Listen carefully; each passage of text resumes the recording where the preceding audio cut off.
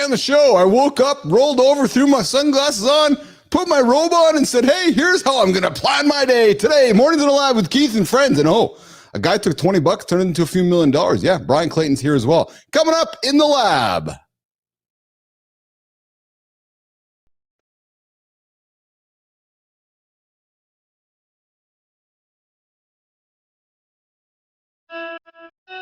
Welcome to Mornings in the Lab, where when something negative comes up, building muscle, blood flow.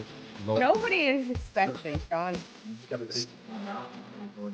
if your lady's saying that, you're just That's a super food. Be entertained by fun over here. How have I slept? Has my sleep been good? Is that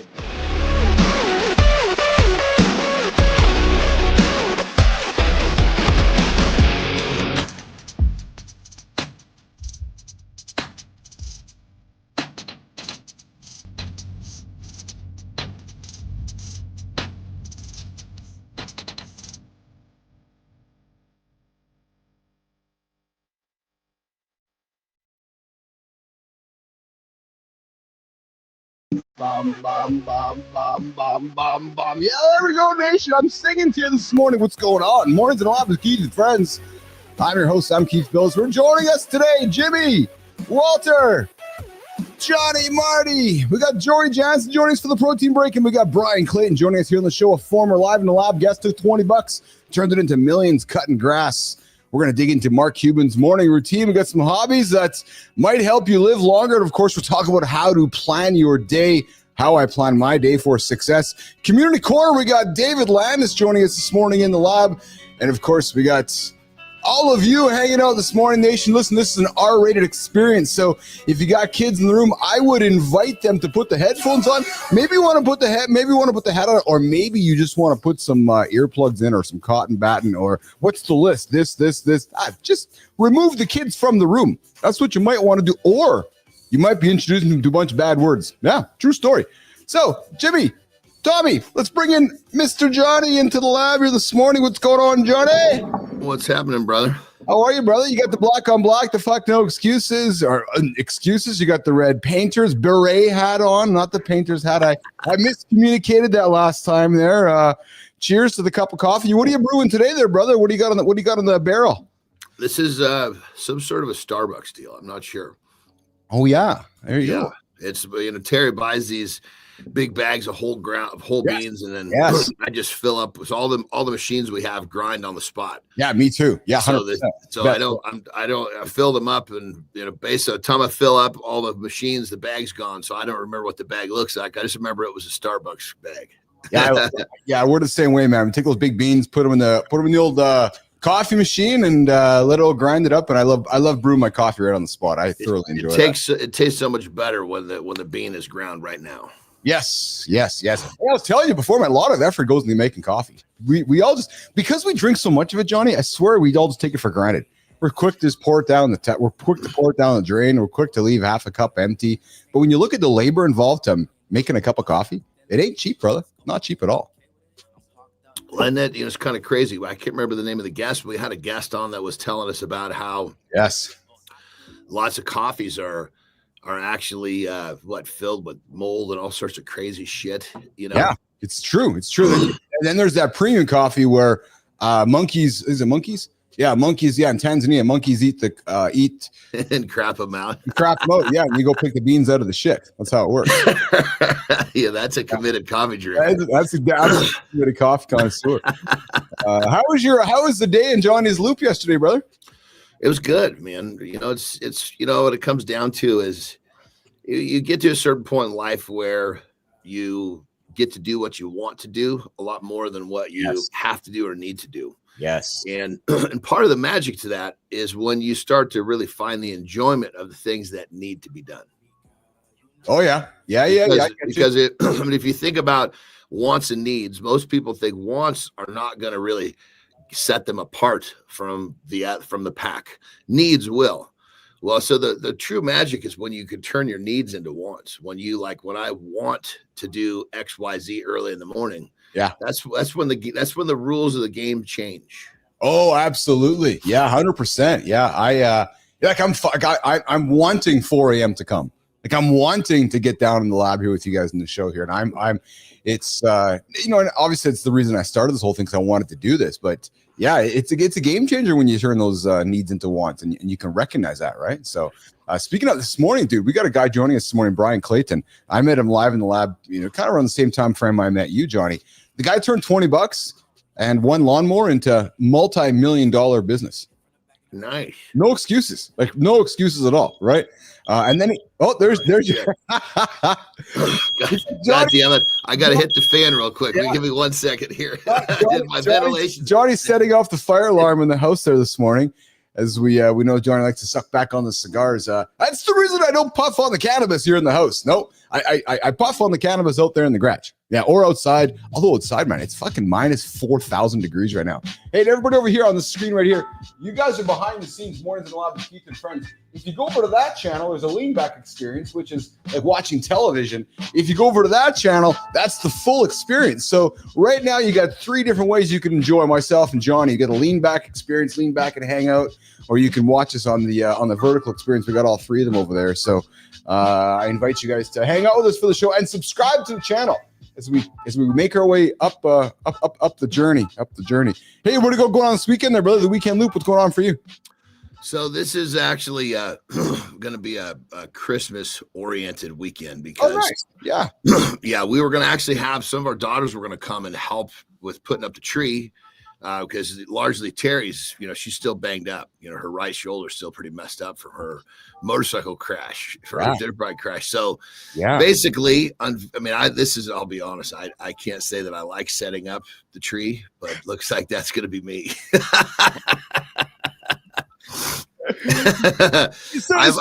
I'm happy to buy the son of a bitch. I'm happy to do whatever it takes, and I enjoy the process when I'm not fucking driving the ship. It's certainly not. I don't think it's certainly much. Well, I don't know. We should. That's probably a great topic for conversation here. Is who does the tree? I know. Lauren does the tree here with the gang here. It's not my. I haul the tree up, Johnny, and then Lauren puts it up, and then I haul the tree down. That's my dude, and that's the way it used to be for me too. And see, it was when I bought this fucking 12-foot tree, it was a much better deal when I didn't have to put it up. Oh yeah, But, right. This year, I'm wishing we had a 6-foot tree. What's shaking, Marty? Good to see you, brother. What's up, man? What we talking about, man? Christmas trees? We're talking Christmas trees. Yeah, what kind of shit is that, man? No, I'm playing. Put a Christmas tree up, Marty? At my mom's house. No, I was wondering. So not did you? So Johnny Martin. So Marty does not. So Marty's a solo liver. He's a solo liver and a solo giver. No Christmas tree in the Christopher Martin house, eh? No, I was the same way, brother. I was the same way. It's like it's about the kids. Yeah.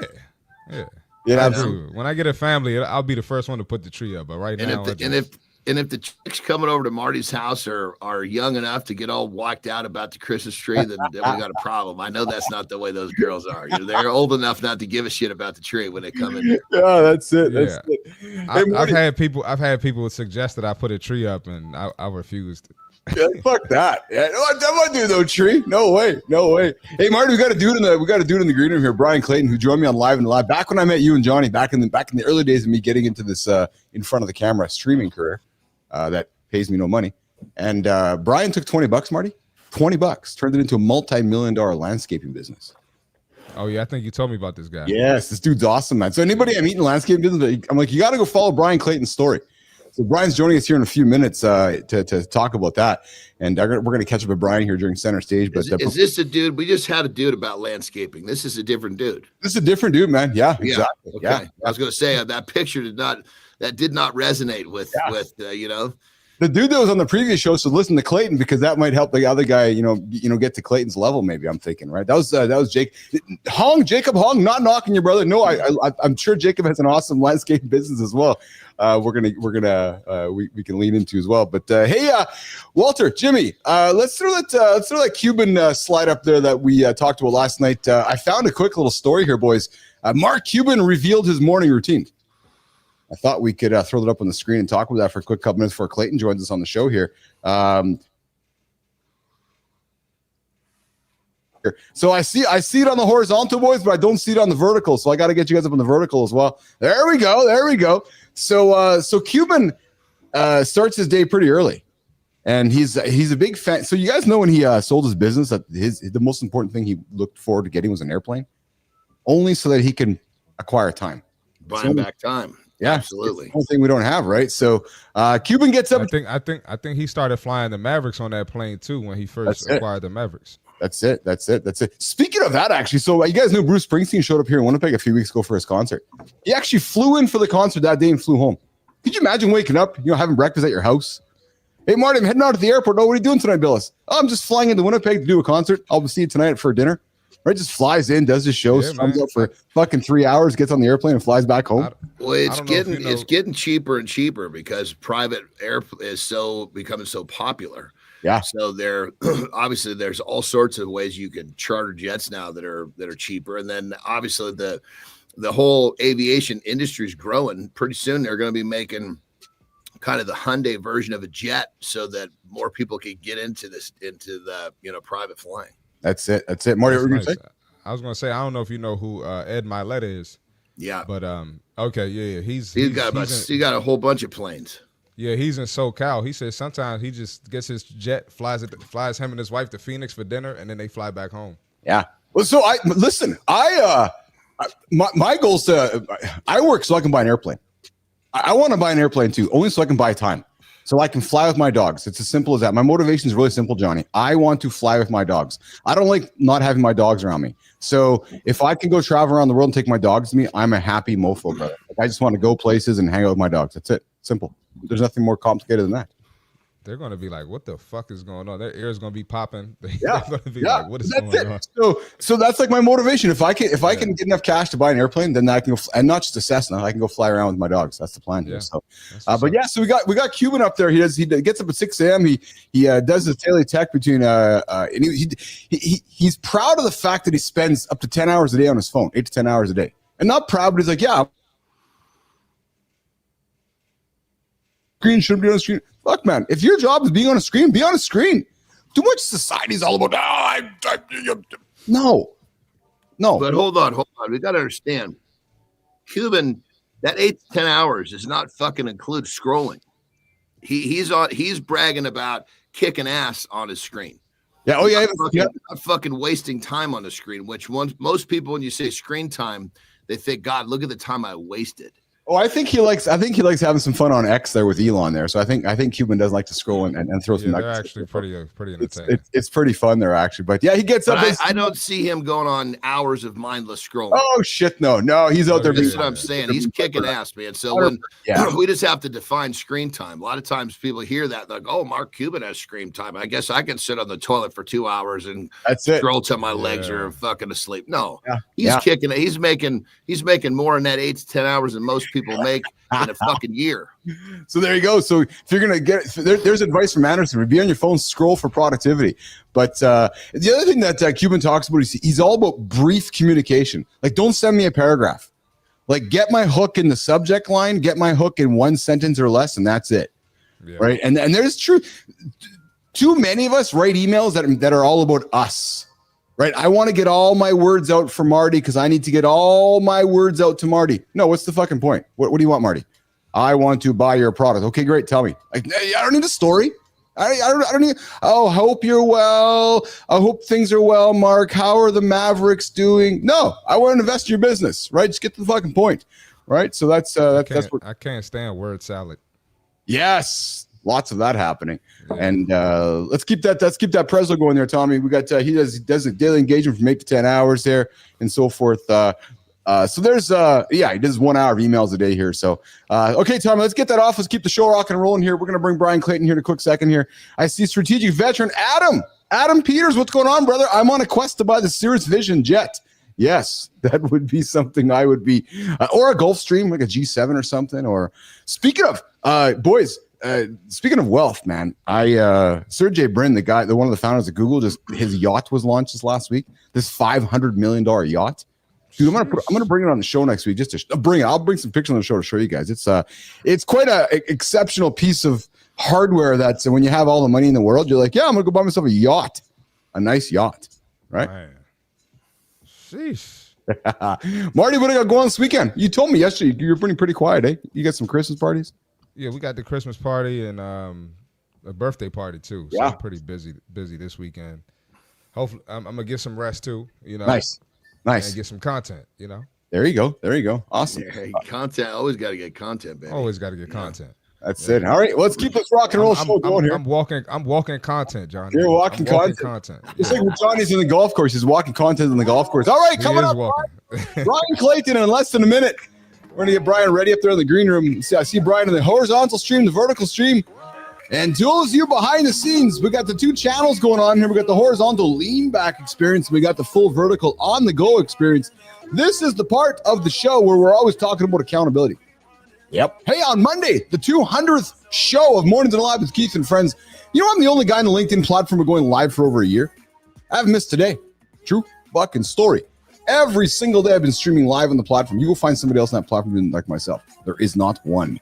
All right, so let's talk about this. Who decided chasing money is bad? Yeah, I don't know. Who is it? If your goal is to make a ton of money, that's okay.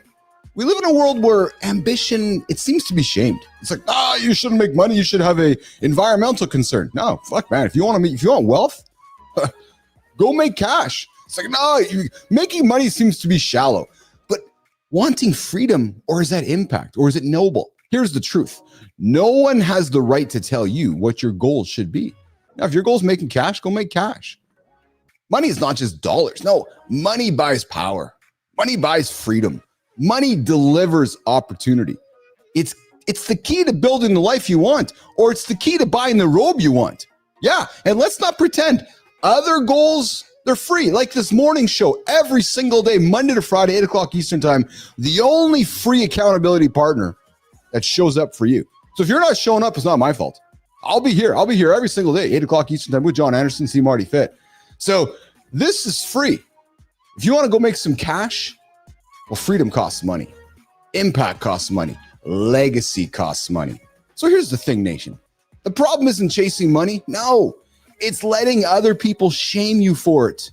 If wealth is your goal, own it proudly and loudly, because the only thing worse than being judged for wanting more is being ashamed to want it because of what others say. So what's the goal that you refuse to apologize for? Tell me. Leave it in the comments. And oh, by the way, subscribe to the channel. The only show to help you guys get your ass out of bed and hit those big goals. Mornings in the Lab with Keith and Friends. All right, boys, before we bring up Brian, we got that gamma. Let's bring the gamma up here and let's do a little bit of a intro to Brian Clayton here. We're going to do a visual aid here, boys. Let's bring it up here, Walter.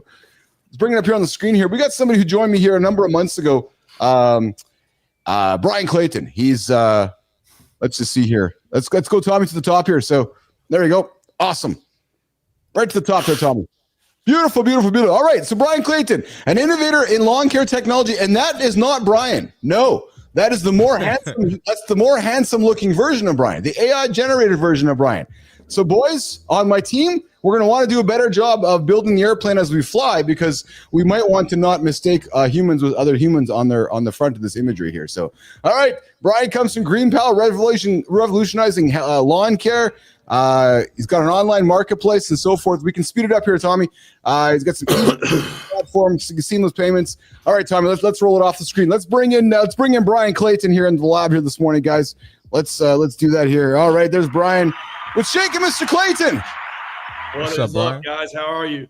Hey, it's been a long time, man. I saw you. I was about a year ago. I'm thinking I'll give or take or so. And I thought I'd have you back here for a catch up. Meet my new co-hosts on the show here this morning. Fantastic, man. Great energy as always. Yes. So how? I'm not new, Keith. I'm not new, man. I'm not new. No, Marty's not new. No, Marty's been around since like day half of one here. So Johnny is the new boy here on the lab here, Clayton. But that's the new guy over there. Yeah. I'm the Messiah. I'm the savior. I'm the one that comes in and cleans this son of a bitch out. You know? That's it. Good morning, good morning, Unfaved Mateo. I see you there. Good to see you here in the lab this morning. Hey, before we get into our conversation with Brian Clayton, I invite you guys to subscribe to the channel, like the channel, tell your friends about the only morning show to get your ass out of bed. Mr. Clayton, before we get our big chat going here, we got the big question we do here on Center Stage for everybody, which is this. What is your morning routine, Brian? Oh, Oh man, that's a great question. Well, first off, thanks for upgrading me with that AI headshot. Man, I figured you'd like that. Yeah, I mean, dude's handsome. That's all I can say. that's it. So my morning routine. My default is lazy. I will sleep in till 9:45. Whoa! Every day, and that was like, you're talking about what drives you, what motivates you. You got to be focused on success and winning and money. And for me, for the longest time, I wanted to be able to just wake up whenever I wanted to and not have to be at an office or be reporting to a place I had to be at. So that was like my goal. And I achieved that.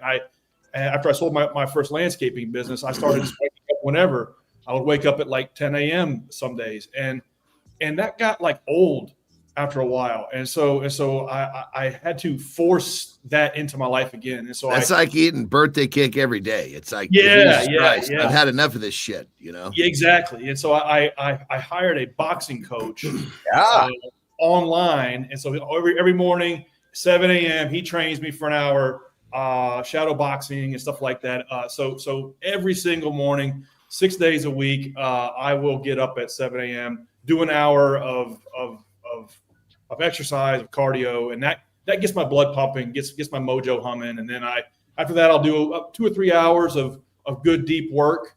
And then after that, I'll go to the gym, hit some weights. And then after that, just do whatever I want. So that's my daily routine. And it's taken me 23 years to get to that. The daily routine looks a lot different today than it did a decade ago, but that's what I like to do every day.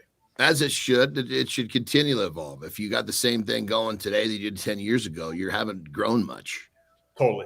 Yeah, exactly. You as a person, your lifestyle should evolve, your knowledge, your wisdom, the things you're working on should evolve. If not, you're not pushing it hard enough. I mean, I didn't even know how to do some of the shit 10 years ago that I'm doing right now in my morning routine. I just didn't know how. Totally. And that's one sign that I think if you're doing a business right or you're doing a project right, you should be a totally different person every 2 or 3 years. That's one of the fun things about it is like you grow alongside the levels of the game. That was one thing I noticed in my first business. And now with running Green Pal, I look at myself 5-10 years ago and it's like, I'm just a totally different person. And I don't think you get that by working a job somewhere. I don't think you get that by sitting in a cubicle somewhere. I think if you're in the trenches, trying to build a project or a business from scratch, it requires you to evolve and level up, every year or two. Yeah, oh, brother. Oh yeah. I can't agree with you more. Talking my language, brother. Brian, in a nutshell, I'd like you to take 2 minutes or less. Tell Marty and Johnny your story. I set it up from off screen here. You took on your first business, you took $20. I'm oversimplifying, of course, but you took $20. You took a lawnmower and you turned it into a multi-million-dollar business. You sold it and you did it again. Tell Marty and Johnny the story. Tell Business Athlete Nation your story to set up Brian Clayton. Yeah, so I'd like to tell you I was a born entrepreneur, but the fact is my dad got tired of watching me play Nintendo all day when I was about 15 years old. And he talked to the neighbor and they needed somebody to mow their yard. And I'll never forget, I was playing Super Mario Kart. He said, "Hey, get off your ass. I got a gig for you. You're mowing the neighbor's yard." And I said, I don't mow grass. He says, "Well, you do now." And he dragged me to the neighbor's house and he helped me. We mowed the yard. I got paid $20 for like an hour and a half of work. And in 1995, that was really good money. And something just clicked in me. I thought, man, this is awesome. Now I don't have to wear like the crappy shoes to school. I can go buy the Jordans if I can get 5 more of these. And it just clicked in me that I could work as hard as I wanted to get the things I wanted. And I went to my old school desktop computer and made some flyers, started passing them out around the neighborhood, and got maybe 4 or 5 customers. And I never looked back. I just kept growing that little lawn mowing business all through high school and then all through college. Eventually, over like a 15-year period of time, grew it to around 150 people. Around 8 figures in sales. And then in 2013, it was purchased by a big national company, a $1 billion company that was buying and rolling up these individual businesses. And so it started with just me and a push mower. and worked kind of like a video game, working at one level at a time, built it into a real company, and got it sold. And then after that, I took everything I learned about that business, and I tried to retire, but I got bored and I needed another project. So I had this idea that an app should exist like Uber, but for lawn mowing purposes. And so recruited 2 co-founders, started building what my business is today, GreenPal, which is the app that works like Uber for lawn care, which is now $30 million a year business nationwide in the United States, around 300,000 people. Right? It's like, come on, boys. That's some pretty awesome work there. Brian, how did you find your co-founders? Did you go looking for them like on a Tinder type experience? Did you know some guys, or how did you find those 2 co-founders? You said you went and recruited 2 co-founders. How did you find them, Brian? That's a really, really good question. Ideally, you when you want to start a tech product like this or any other kind of product, you want like complementary skills. And so you kind of want like a hacker and a hustler. So you get somebody that knows the business side, and you get somebody that knows the tech side, and they come together. That's like Steve Jobs and Steve Wozniak. Yes. Yeah.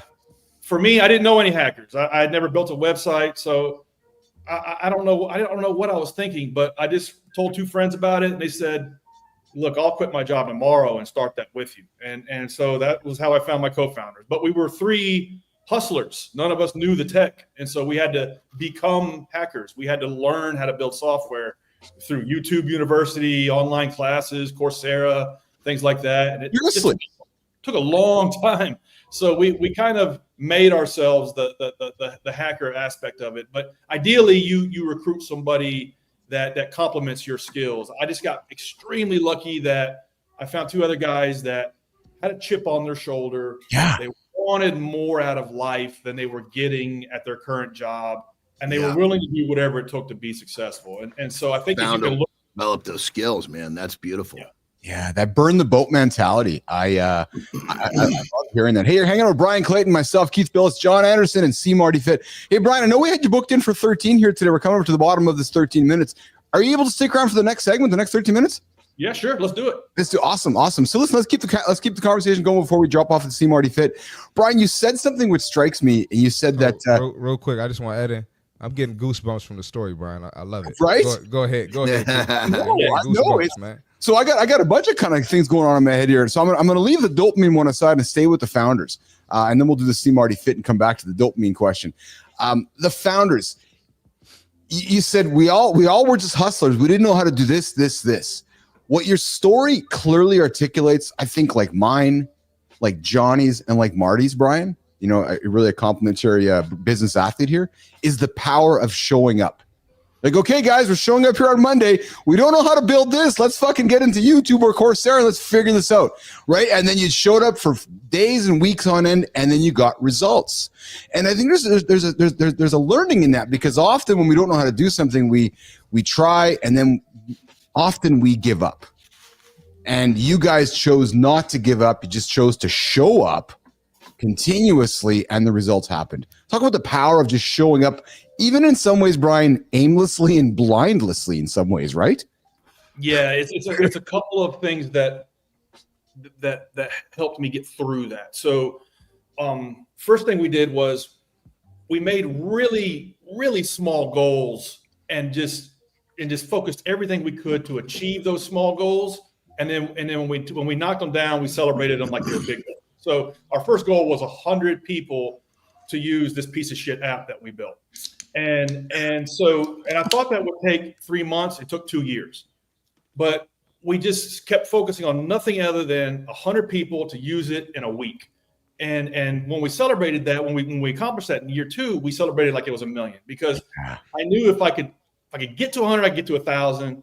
I knew if I get to 1,000, I'd get to 10. I knew 10 would be 100,000 eventually. And so that's how we kind of like changed our perspective and hacked the psychology of those first few years, which were really hard. The other thing is a lot of times, growing up in school and going to college and like the traditional way that we kind of come up, we get these labels, we get these titles. And so therefore we think that, okay, well, I'm not a designer, so I can't design a product. Or I'm not an engineer, so I can't build a product. Or I'm not a copywriter, so I'm not qualified to write the copy on the website. Yeah. I think if you're like trying to hustle together a business from scratch, like you got to throw all of that out the window. You've got to be like half-ass good at about 20 different things. Yes. These days, you can learn the 80-20 of anything if you're willing to just like put in the time on YouTube University and online courses and things like that. You can become dangerously good, or you can do it yourself for a while and then build out a team around you of freelancers and employees and contractors, which is what we did. So kind of like, you know, even though I never built a website, I had never coded before, it took me a while to like just to suck it up and not believe my own bullshit and say, okay, you can learn how to do this stuff. Okay, quit fooling yourself. I know you hate it. I know it sucks, but just lay in there and just build a shitty website and then apply that to what it is you're trying to do. That's kind of how we got through it. Small goals, and then not believing our own bullshit, believing that we could do anything we needed to do, and that if we were sufficiently motivated enough to learn how to do it. The power of 100 people. And I remember that story when we first talked, because as we're building the show, because I say to myself, if there's 100 people that like our product, Brian, there's 1,000. If there's 1,000, there's 1,000,000. And you said it yourself, right? You're like, okay, we're going to find 100 people. And I love that you said it, like, yeah, we'll do it in 3 months. Time, as we get older, Brian, goes so fast, right? Like, holy shit, it took us 2 years to get there, right? Totally. Yeah. Totally. And the 100 people thing is important. One, because it's small enough that you can like get there, but also it's real. I heard a quote the other day that it's easy to hide behind changing the world. And so what the guy meant by that, I think it might have been Tim Ferriss who said it. It's easy to hide behind changing the world. And so he means that like a goal so big that you can make no progress on. Yes. And you can make you can't inch your way towards it. You can hide behind that and waste years trying to achieve this goal. But you can't hide behind, I'm going to get 5 credit cards by the end of the month for this terrible service that I have. And I'm going to get 5 people to use this thing in real life. And I'm going to get the feedback. I'm going to turn that 5 into 10. Yeah. You can't hide behind that. And so I think if you can make those little small goals that are real and attainable and just knock them down and then double those numbers, 5 years, 10 years later, you wake up in a different reality. Awesome. Hey, we're hanging out with Brian Clayton here at Mornings in Live with Keith and Friends. We got the See Marty Fit Tip coming up here, and we're going to come back with Brian in about a minute or so. We're going to get into, I got an important conversation coming up here. I want to talk about dopamine. I want to talk about sales. I want to talk about the hits that we get when we sell and how that maybe plays into perhaps bad habits that we battle with as entrepreneurs. There's a tease for you guys. Marty, you're up for this fit tip of the day. Johnny's going for a break. I'm going to take a break. Brian, hang around for a minute. We're back in a minute. Let's do it, Marty. Let's get it, man. All right, we got the fitness tip for today, man. And this is just super practical. All right. Stop beating yourself up when you make a mistake. I think a lot of people do this and it throws off their fitness goals, right? So what kind of mistakes we talking about? We talking about you missed a workout because you didn't set your alarm. Like, we're human. It's okay. You can make the workout up at night or just get back to it tomorrow, right? Don't beat yourself up and don't quit your fitness journey because you messed up. It's part of the game. The fit people you want to be like, they mess up, right? You miss a meal. You forgot to cook. You left your lunch at home. It's okay. Just get back on track as soon as possible. And let's think about it. We sit here and watch our favorite athletes. I can't tell you how many basketball games I watch and I see awful basketball. I see turnovers. I see people throwing the ball out of bounds. I see people missing layups. The same in football. I watch the Commanders. They have so many sloppy games. And even in boxing, Gervonta Davis, who's killing the boxing world right now, look at his last 2 fights. Ryan Garcia and Frank Martin were tagging him. All right? We all make mistakes. It's just part of the game. Even at work, I'm sure you're killing it, but you probably make mistakes there. And I'm sure Brian Clayton made plenty of mistakes building his business. And we see Keith every day. We know Keith Billis made a whole bunch of mistakes. And we know John Anderson made a whole bunch of mistakes. I'm the only one who doesn't make mistakes. No, I'm playing. But, again, it's just part of the game. All right? You got to have some tough skin, and you got to be positive. Keep it pushing. Get back on track. That's the fitness tip for today. The day with the mistake-free See Marty Fit. Yeah. Mr. Perfection. Yeah. Yeah, man. Yeah. There you go. All right. So, Brian, you said something which popped kind of something in my head, which I wanted to lean into, which was, going from an entrepreneur, taking that $20 and getting a lawnmower and making money. And I know in my journey, I'm gonna, perhaps be a little vulnerable here. I know in my journey through life, we talked about the fact I love making money. There's something that happens when you close a customer or you convince somebody to buy from you. In many ways, I'm convinced that making money has had a lot to do with my challenges with some addictions that I have, because it's the dopamine hits. So as an entrepreneur, it's like, oh yeah, fuck, I sold that guy. Boom, dopamine, made some cash. Oh, I sold that guy. Boom, made some cash. And I'm going to tell you, in some ways, what you said maybe struck me, because maybe my entrepreneurial journey has contributed, like other men out there who struggle with some addictions we have, because it's that balance of, I want to go make some cash, but when I make that cash, it also can cause me some grief. You see what I'm saying, Brian? Let's talk about the grief that comes with, oh, I see you. I see. Because listen, I struggle. I have addictions. Damn rights I do. I battle them every single fucking day. And it relates to much of it, that dopamine hit when I'm making money. Let's talk about it, boys. Yeah. I think that if you can rewire your brain for whatever it is you're addicted to be addicted to the success and addicted to the progress of whatever it is you're working on, and seeing that grow. I think it can it's kind of like Super Mario Kart back in the day when you hit the star and like you were just running around just like you were unstoppable. I think if you can rewire your brain to rechannel that addiction to seeing your business grow, seeing your employees show up in new cars, seeing your people that work with you on the project living better lifestyles than they did when they first started with you. Seeing, like in my first company, we had like 90 trucks going out every day. And I took pride in those things being clean.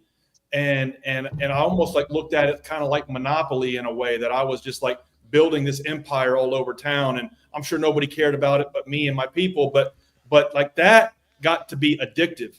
Yes. To be honest with you, in the early years, it was all about, let's get this money. Let's buy some flashy clothes.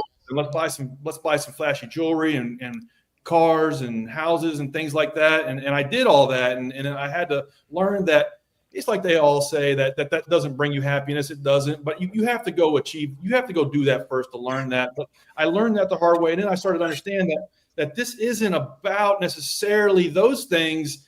It's about growing the business and creating opportunities for the people that work with me on the business, and seeing them come up. That was a lot more fun than any car I ever bought or any house I ever built. And so getting addicted to that success and that progress, I think, can help you play the game on easy mode. It's when I've been kind of addicted to those lower level ways of thinking and lower level levels of success that the business never went anywhere. And so it's a weird thing. Like, you have to be focused on the profit. You have to be focused on the cash flow, because that's the engine of success for the business. Yes. And that's like the scorecard. And that's how the marketplace votes. The marketplace votes on if you're bringing value to the marketplace or not with their cash. And so you have to like be relentlessly focused on that. But you also have to kind of tap into something a little deeper as to why we're doing what we're doing and why it matters. And if you don't, you may run out of steam. And I've kind of been on the highs and lows of that myself in the last 22 years. I know what you're saying. And the way I would approach it is, you got to figure out like, what is the higher meaning of what it is we're doing. And then the cash flow is the scorecard of how we're getting there. And that's exactly it. It's the numbers is like it's just a barometer, but it's a very fucking addictive barometer. I mean, when I became successful and I started realizing, holy shit, I'm making in a month what most people that have a good job make in a year. It was like all I wanted to do was do it again. Yep. And it was like, holy Christ. And then, just like you said, you go through that phase of buying all your shit. Yeah. And then you start to realize that, this shit is only fun for about a month, and you got to buy another one. You end up with more fucking cars than you could drive. The batteries are going dead and stupid shit like that. Then you realize, okay, he's like, fuck, man, you got to start a car, the battery's dead. It's been running 4 months. Fuck, But then you start to realize this is so shallow. It's like a stair climber that you're on, that you're going so fucking fast you can't let go of the rails. You know what I mean? And then you start to realize, wow, I'm changing the lives of people, which is great. But then look one step, for me, when I look one step closer, like I'm changing the lives of my team. Yes. And that dimension really fucking clicked for me. Like I've always been fucking GM changing lives of people. When I get emails from wives saying, we have a sex life again. He's doing the honeydew list. He engages with the kids. That's amazing. Yeah. But I don't have relationships with those people over a course of, a decade like I do with my team. I involve myself with them every day. And so to see their lives change it became an even deeper meaning. And what it did is it took that number and it just dumbed it down to the point where that number just represents how quickly we're moving towards changing their lives to the extent that I truly want. So I love what you're talking about. I find that meaning, and everybody's going to have their own meaning that kind of nullifies this addictive center we're talking about, Totally. Do you think there's any way to skip any levels of that journey that you laid out? Sounds like you went through a very similar one that I did. Yeah. Is there any way to skip like the stupid part of pissing all the money away and buying all the flashy things and then realizing that was stupid, and then like coming back to something a little bit more like the next level of why it is we're doing what we're doing? I don't know if you can skip those levels. Maybe you can, because I hear this a lot over and over again, and it would be a lot easier if people could skip that step. But do you think people can? Well, I know like everybody's individualized, of course.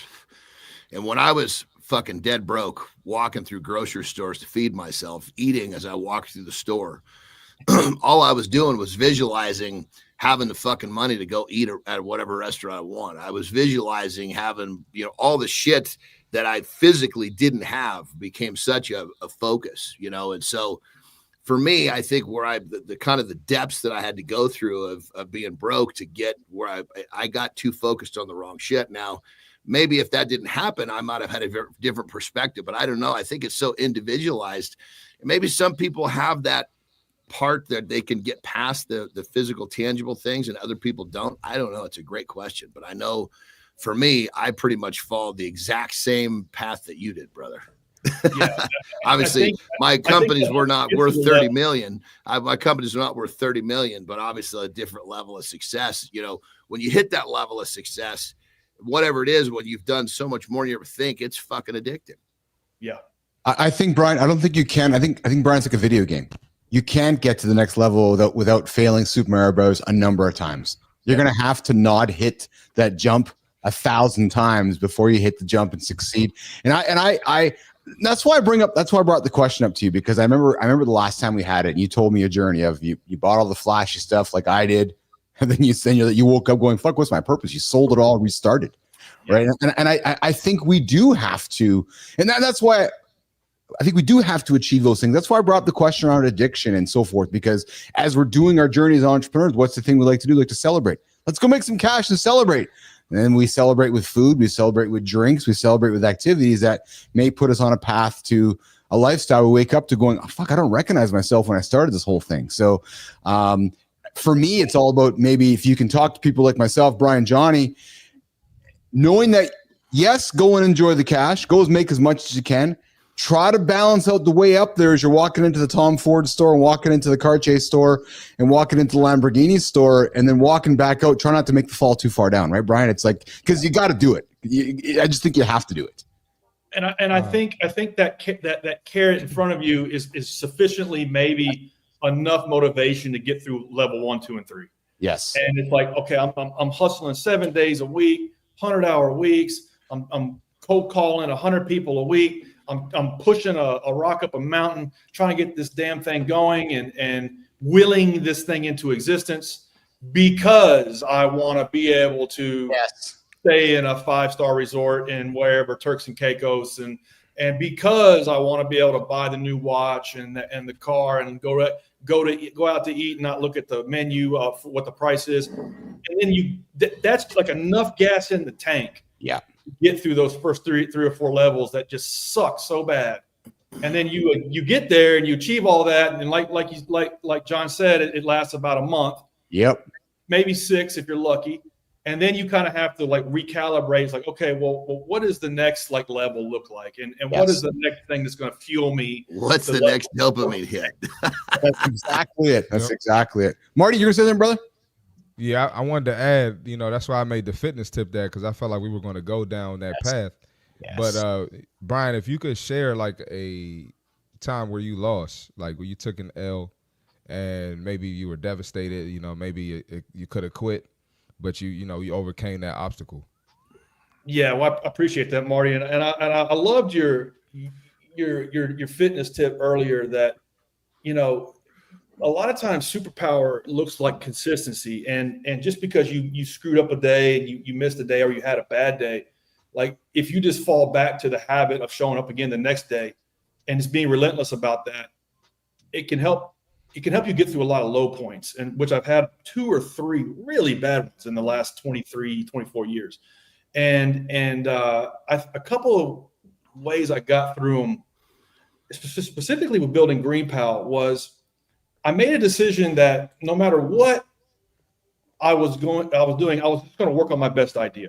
No matter how shitty it was going, no matter how much it wasn't working, no matter how things just weren't coming together, I was just going to work on my best idea for the next 10 or 20 years.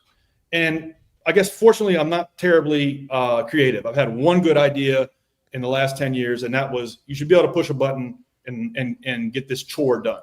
And as a lawn care service operator, you should have an app where you can just run your whole business. That was my idea. And the idea is the same now as it was a decade ago. And so for the first 3 or 4 years, it's like there were a lot of punches in the stomach. I just a lot of times was falling back to, okay, well, I'm just going to show up. I'm going to work on this idea. I'm going to distill it down to the 1 or 2 things that are the bottlenecks.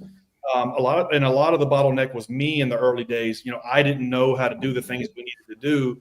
So it was like I was working on myself to get through those bottlenecks.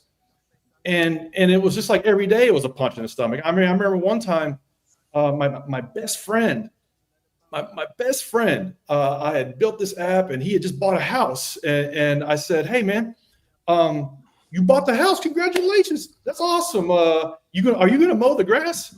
And he said, no, man, I'm you know me, I'm too lazy to mow the grass. I said, sweet. I got 20 people using this fucking app I just built, and I need people to use it to like, tell me, where it sucks and what I need to fix on it. So we'll get you set up. He's like, man, actually I saw a kid mowing the yard next door and I'm just going to have him do it. I said, well, that's straight. We can get him on it too, because I need vendors on it too. So if you would help me get him on board. He said, man, I think I got it all taken care of, but I appreciate you wanting to help me with it. I was like, damn, man, wow. My best friend at the time, it's the one thing you learn is that, man, I mean, like everybody always wants to say it's like, oh, you can't listen to the haters. You can't listen to people trying to hold you down. It's not that. It's literally nobody gives a shit about what you're working on. And the only people that are going to give a shit are the customers for whom you're solving a problem. And that's kind of the way the marketplace works. It's relentless with its feedback. And, brother, that is such I just got to jump in real quick. On that level, I have learned to never ask friends and family to participate in my business dealings. If they come to me and they ask for help, I'm okay. That's a different deal. But that's a really losing proposition on so many levels, you know? Yeah. Wow. Yeah. I learned that one the hard way. Oh man. All right, boys, we got to keep the show rolling here. We got Jory Jansen hanging out in the green room coming up with the protein break. Hey, Brian, will you come back and hang out with us again sometime? I would love to, man. I love y'all's energy. I love the format. I love the show. So thank you so much for having me on. Yes, Brian, we need more stories, man. We do. Yeah, brother, I'll be back. Brother. If I might be back, I'm always down. You're a fucking rock star. Keep it up, brother. Absolutely. Hey, Keith, you give him the button, man. Oh You yeah. got my permission. Okay. So, but Brian, you're going to get the button that I don't. This is not approved. I don't Give him approve the this button. button. We approve the button. I'll take it. They're going to give you a castrated fucking goat button. Brian Clayton's getting the castrated goat button here this morning on Mornings in the Lab with Keith and Friends. Brian, when you come back, I promise to get a more bull. He deserves a goat that's got a pair. I'm telling you.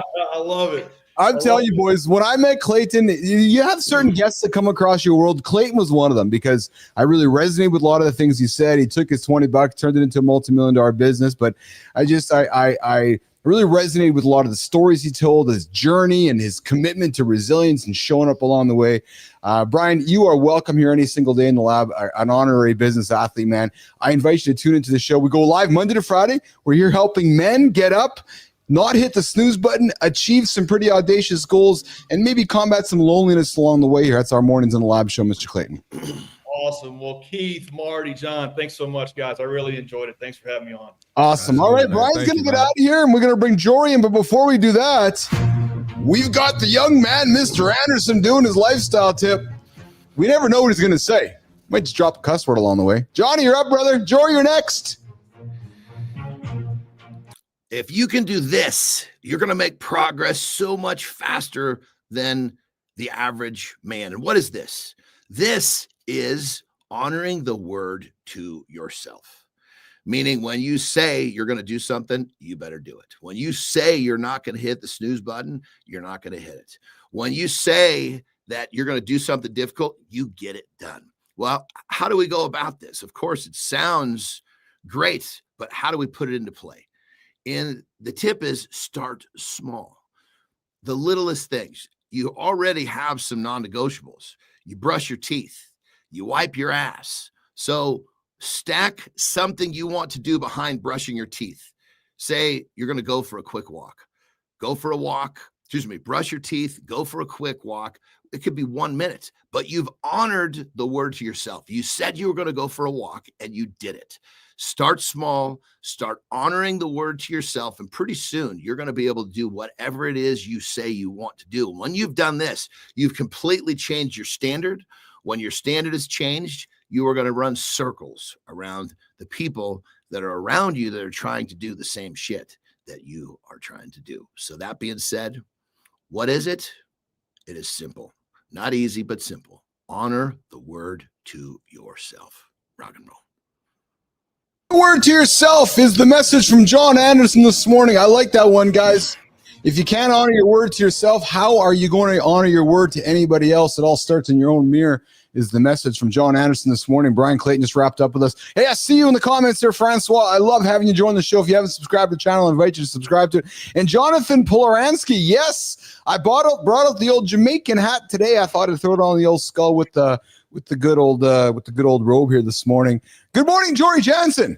Good morning. What is Jory, it? how are you? What's with the what? The get up.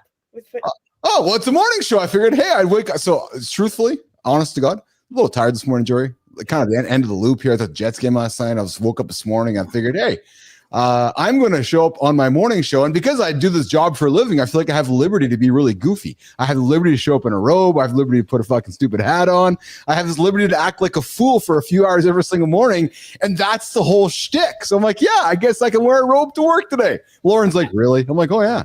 Yeah. Jory, he's what he's doing is he's finding an excuse just to be goofy. He just wants to be goofy for no reason. So now he's trying to find a reason for it. Let's be honest. He is goofy, and he's learning to be unapologetically himself. There we go. That's it. Hey, you guys, I wouldn't expect you guys were all busy yesterday after you guys left the lab on to your next commitments throughout the day, but I sat back and sang a little verse from I Did It My Way with Frank Sinatra yesterday, and Flynn's like, you just sang on the show. I'm like, yeah, because people could not even have the courage to get on a camera, and you got behind the microphone and did it my way and sang. It's like, yeah, there you go. I'm telling you, this is perfect. This is a totally bad one. The first day I met him, I was like, look at this little nutty son of a bitch doing his thing.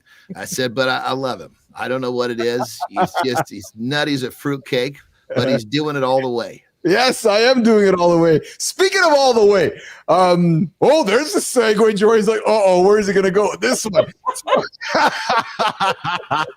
She's like, oh shit, really? No, let's get into some fun conversation this morning on a Friday of the Loop here around common food myths. I know only got a few minutes here, but I wanted to throw it to three of you guys. You're all in the health, fitness, nutrition industry, wellness industry. Jory, you got people calling you up from time to time, and they must ask you, just like Johnny and Marty, ridiculous questions that you're like, really? You just asked me that? Or it's, no, that's a myth that was expired 30 years ago, Mr. Gen Xer. And I bring it up, Jory, because as a Gen Xer, shit that I grew up with or my mom taught me back years ago is not relevant anymore. So what are some common myths that people tuning in right now, or when we cut this up later, they're like, oh, I thought that was real? What's one that jumps to mind for you, Jory? Oh, there's so many. You're going to catch all day. Yeah. Well, check this out. You know what? I think a lot of this stuff comes about because, they might have some research that shows that there's some little bit of a forward momentum. There's some sort of a reaction. And basically that little tiny thing is such a small fucking detail. It's not going to matter, but people are holding on to that shit. It's like, oh, well, the research says if I do this, I was one of them. Shit, when I was a kid, I was trying to build muscle. I saw on TV, eat wheats, build. So I'm eating fucking loaves of bread. You know what I mean? Because is there some little piece of research at the time that was going to help me? Probably, and I just took and ran with it. So people are using these little bitty things as a way to kind of do what they want in so many cases. Yeah, it's that, and they're just looking for that little piece of hope, right? They're like, so this time, this is gonna work. This time, and a lot of the ones like spicy food. It's slow. The amount of caloric difference that it's making is very minute. There is a slight. Right after eating, it's the thermogenic effect. Yeah.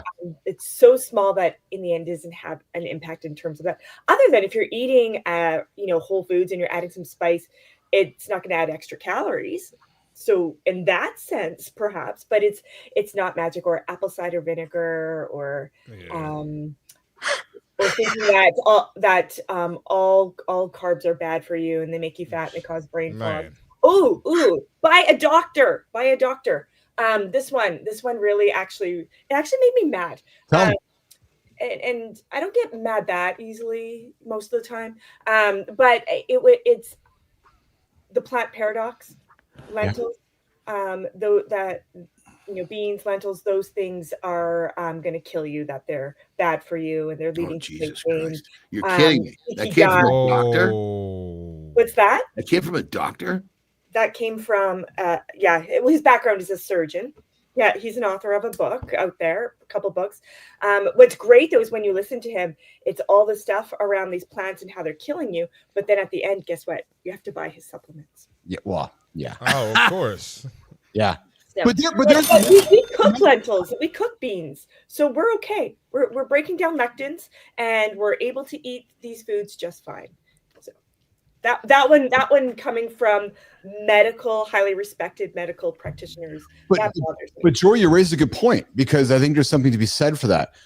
We're inundated with so much information, especially in the world now with the misinformation and fake information and AI generated information.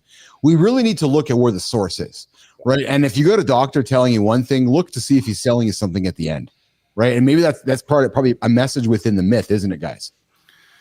Well, so depending on the doctor, keep in mind, unless a doctor is really trained in nutrition, they're special. Just because someone is a doctor doesn't mean he understands the depths of nutrition. Maybe he's been really trained in knee surgery. Doesn't mean that he understands the depths of nutrition. They cover it, of course, they cover it in their school, but they specialize, and so it's, Jory just put the little bitty that's, I don't know exactly what it is, but my nephew is actually becoming a doctor right now. He's actually considered a doctor. I called him Dr. Lowell for the first time not too long ago. But even he's saying, it's like, in that early part, they're just going over real general stuff. And so it's really, but people hear, a doctor, and they give that doctor too much credit without understanding where that doctor's specific knowledge base is. Yeah. Hey, Jory, got a question from the comments here. A quick question from Francois. Is it true that eating late at night causes That's a good one. weight gain? And I guess that is the key point there. Weight gain. Yeah. So many variables to that question. Yes. Yeah. So I will go out and say that the blanket statement is a myth. Of course, there's different things going on. It's how much total are you eating? Is your input bigger than your output? Then it stays put. That's the rule of thumb. And then it's what are you choosing to eat? Yeah. I mean, what are we eating late night? People are not eating fucking chicken breasts late night. There's a peanut butter. Exactly. You know what I mean? Cheez-Its and ice cream. Yeah. Yes. Well, it's a great question, and it comes up all the time. Like I was just with some U18 hockey players last night on Zoom, and that exact question came up. It's always come, no matter how old, where you are in life. So it's a fair question, but I'd like to say that overall, in terms of the science, it's a myth. But then in terms of habits, could be. Well, and I think the problem with that question and what's loaded about it is that if you're going to put food or water into your body, if you're going to put food or water into a container and then you put the container onto a scale, there's mass inside of the container. What's the scale going to tell you? Well, there's the mass has increased. So if you're going to put food and water into your body at night, when you wake up in the morning and step onto the scale, the container, your body, is probably going to have some weight, right? So, yeah, there's a difference between that's what I mean. Yes. Weight and body composition. Yeah, because when we're talking about are we when people say gain weight from eating at night, they're saying, "Am I getting fat?" Is what they're asking. They're using weight as this generalized term. Most people don't say, "I want to lose fat." They say, "I want to lose weight." That's why I brought that up very specifically. Don't understand the difference. So yes, according whatever the actual amount of weight that you ingest is going to be with you, but that could actually help you burn some body fat if you're doing it right. Yeah. And that's why I bring that up because, we often will hear stories of somebody, I sweated off 20 pounds or I went and worked out and I got rid of 20 pounds of weight. Well, yeah, because that's all that water you've lost your body. It's no different than consuming 20 pounds. I'm exaggerating the point here, but 20 pounds of water before and your body, it's again, back to that container effect. Your body is going to have more weight inside of it, right? So I hope that answers your question, Francois, but I can imagine, Jory, that is a common one that always comes up, doesn't it? It is. And no question is like a dumb question or a dumb question. It's a question, right? Yes. We work in this area. We're constantly talking about it. So it's for us, it's a simple response. But in terms of the general public, I mean, I wouldn't know anything about anything with engineering. It's like, I don't know. Yes. So it's a fair question, and I wouldn't want anyone to think like it's silly or anything. But it's very common. I just get upset when it's highly respected health practitioners that are creating such garbage. Yes. I want to add too, and it's okay to eat a late healthy dinner. That's if you're trying to build muscle, it's probably better than skipping a meal. I have people like, well, I got home late, so I just didn't eat dinner. Like, no, if you have a goal, especially centered around body composition, you probably are better off eating that late dinner. Yeah, and that always comes up too. Perfect. I'm glad you brought that up. Let's lean into that before we say goodbye to Jory here. So here's a myth or a truth. I could eat unlimited whole food and essentially not get quote unquote fat. So Keith, go eat as much vegetables and food and good, clean food. Jory, truth to that statement? Well, for sure, because at some point, all that fiber and water and even just the flavor, you're going to be satisfied. You're going to stop, right? Yes. Whereas some of these other foods, the high fat, sodium, and sugar combination triggers overeating, right? Yes. So it totally makes sense if you were to reduce and maybe some days cut out all of these highly processed foods, then you can find that you can actually eat more food and achieve the outcome that you're looking for. Well, like Richie was even saying, he was like, he's switching to more whole real foods. He's like, God, he goes, I get full faster, because obviously when you're eat whole foods are, they're not so condensed. They're not so, calorically processed foods are, I mean, it's amazing what you can calorically, you can fit into a very small space with processed foods. Mm-hmm. Yeah. Yeah. Absolutely. All right, guys, let's wrap it up with Jory here. Jory's here on every Monday, Wednesday, Friday mornings and live with Keith and Friends, our protein break. Jory, we're heading into Christmas break next weekend, final weekend before, I guess 2 more weekends. But any big plans for you and the family this weekend, Jory? This weekend, yeah, there's some outings, some parties, some get-togethers already starting. That's what I mean, right? So this holiday season starts. It's weeks. It's a month long. So that's where you do want to be mindful in terms of your frequency of being what I call festive. So it's not a no always. It's just maybe not today. Jory's always frequency of being festive, nation. Think about that. So as you're going through your frequency of being festive, be conscious of your choices, right, Jory? Because at the end of those festivities, you might wake up not feeling very festive about yourself. Absolutely. I had a client yesterday morning, for example, and I'll let you guys get on with your show. But she's going, in January in the new year, a few days across the border with family, and then in February going to Mexico for a holiday. And I said, it's not what you're doing those days that are really going to be doomsday. It's what are you doing? It's like an athlete. What do you do before competition? What do you do after competition? Yeah. Right. So, and one of the things that I said is, have you considered that when you go away for your vacation in Mexico, that when you come home, everything's already prepared and planned to reset? About that. Because when you show up and you're back, you're tired of getting back into things, and busy happens, and busy means that you're not making time for yourself. And then all of a sudden it's January 1st again with the same resolution, right? So set yourself up for success, not failure. Plan for enjoyment, and then be prepared to restart. Have everything already prepared so you're ready to go.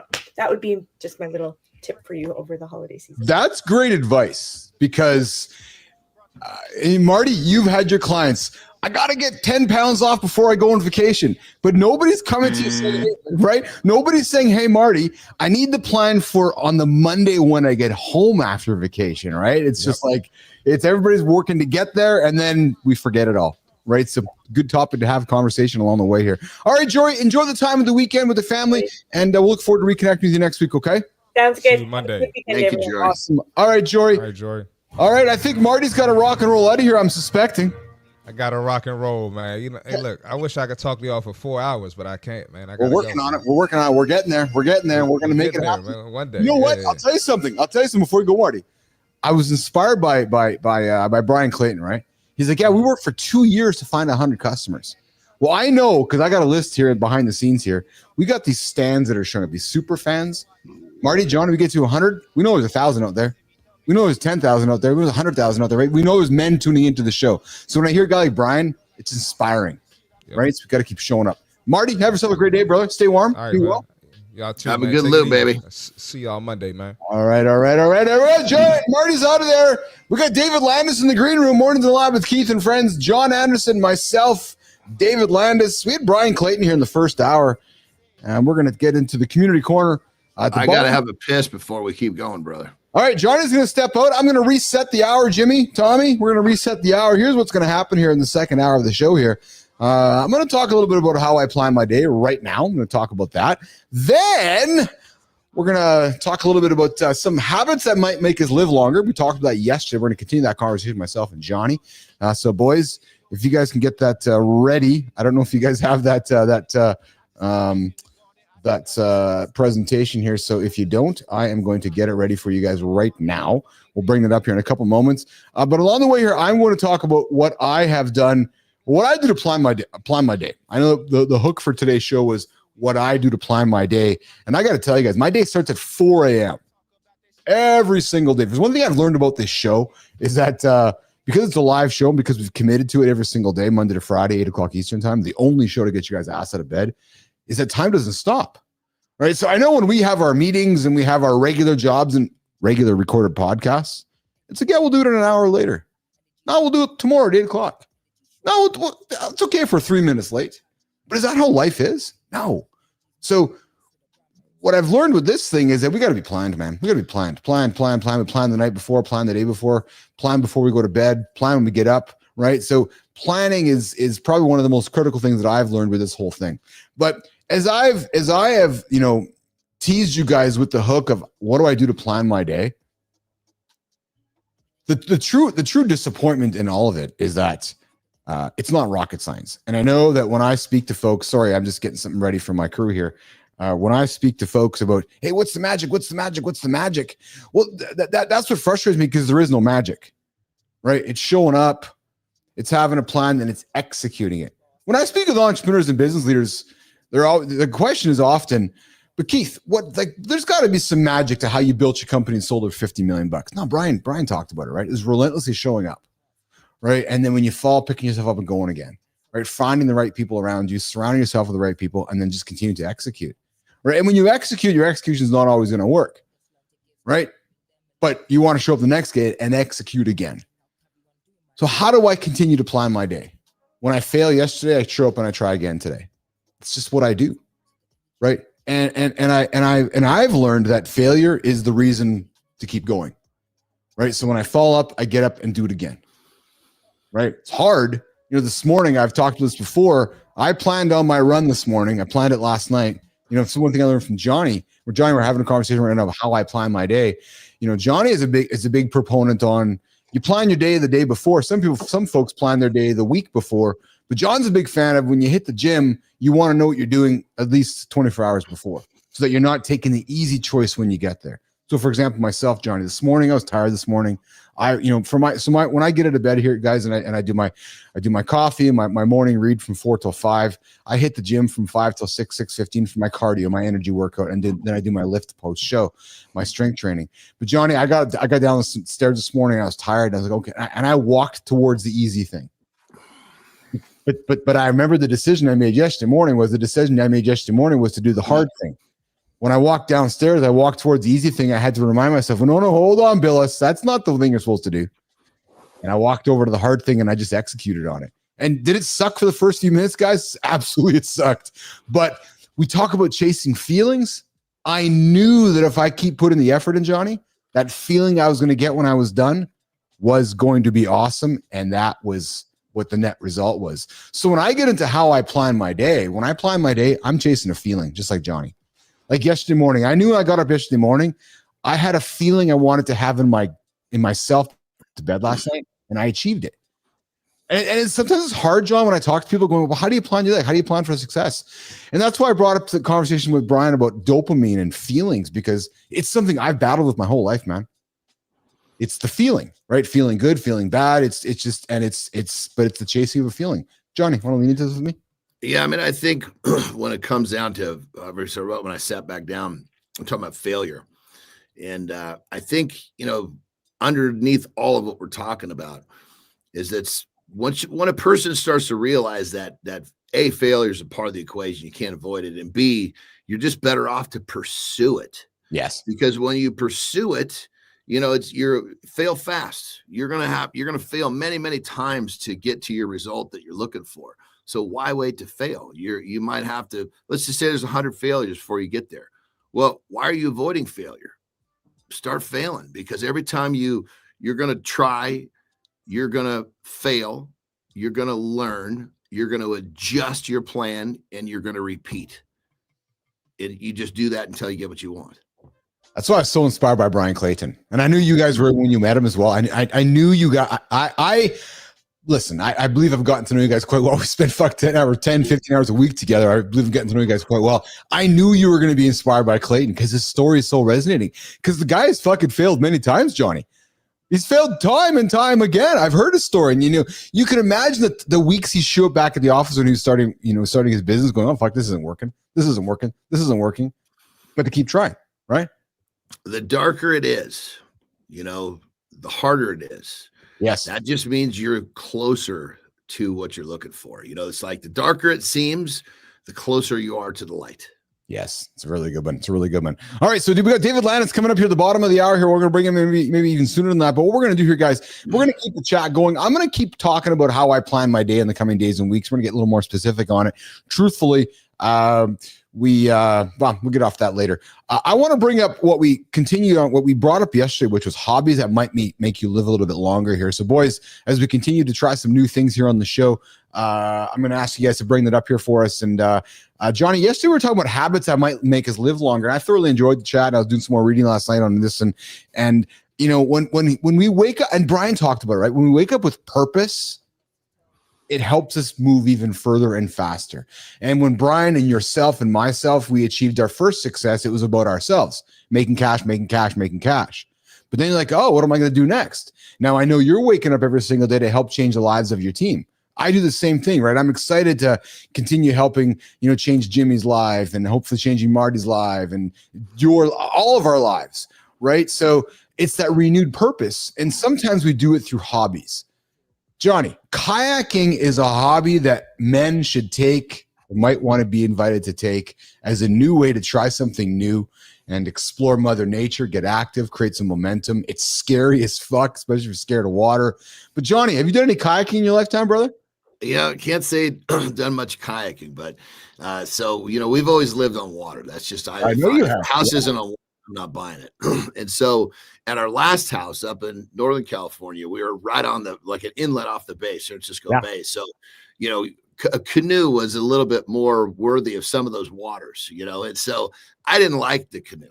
Terry loved it, right? And she was just like, don't worry, you just sit in there. So I would get in there and get myself all fucking comfy, just totally sitting back like in a recliner.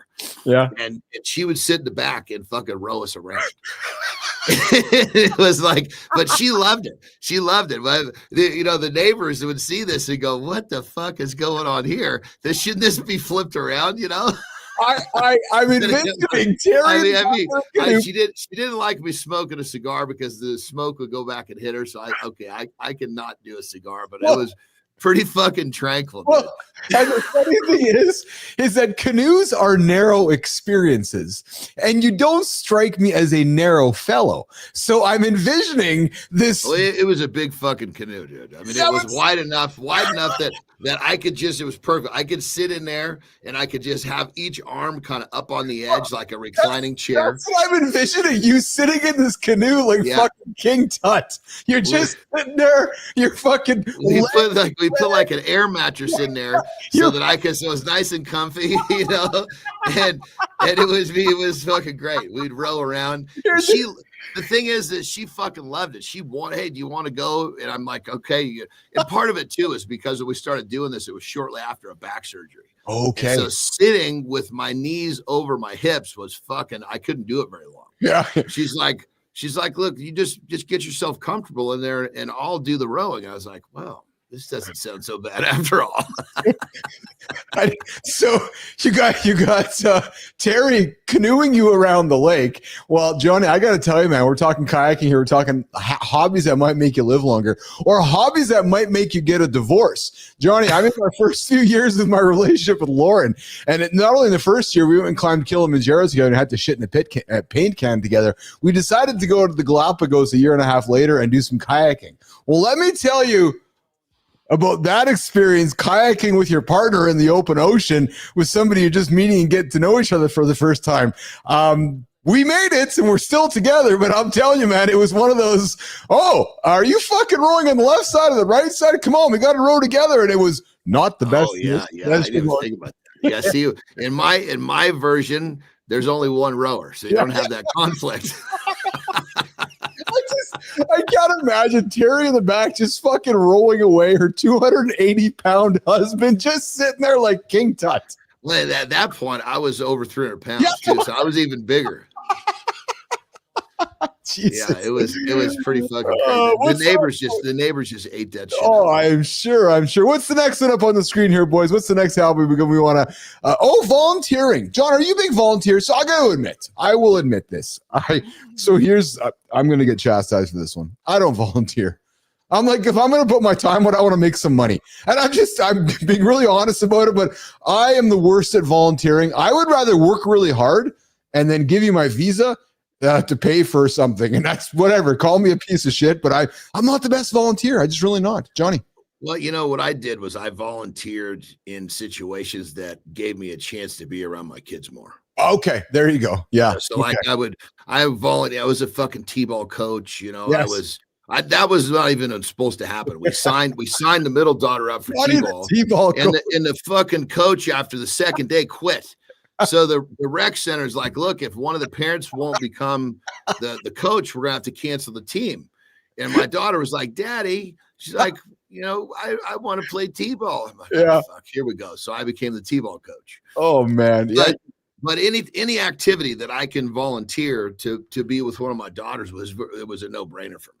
Yeah, well, I get that. That's absolutely smart. And I know some people who live to volunteer, and I got nothing but respect and props for that. The world is a better place because of all the volunteers that we have out there making it a better place. I just suck at it. So there's two things that I suck at, Johnny. I suck at a hobby, and I suck at a volunteer. Because for me, if there's not the ability to make cash on the end of it, I'm like, oh, what do I put my time in for? Right. So because I feel like if I can make the cash, I can change the world with more volunteers or whatever, or spend more time with my kids. It's just maybe a whacked mindset, but that's where my head goes. Jimmy, what's the next one there, Tommy? We got the next. Oh, billiards. Johnny, are you a billiards player for hobbies that might help you live longer, gentlemen? Billiards. I'll be honest. I played a little bit of pool back in the day when I was kind of browsing bars, but that was really just kind of something it was just an activity, a filler activity when you're scoping a place out for chicks. That's all. Yes. It's just filler time, right? Just the good old billiards. Yeah, I'm not a big pool player myself. I've shot a few. I've shot the pool cue a few times, but not a big thing for me. All right, what's next? I mean, I don't mind playing, but it's not a huge interest. I get you.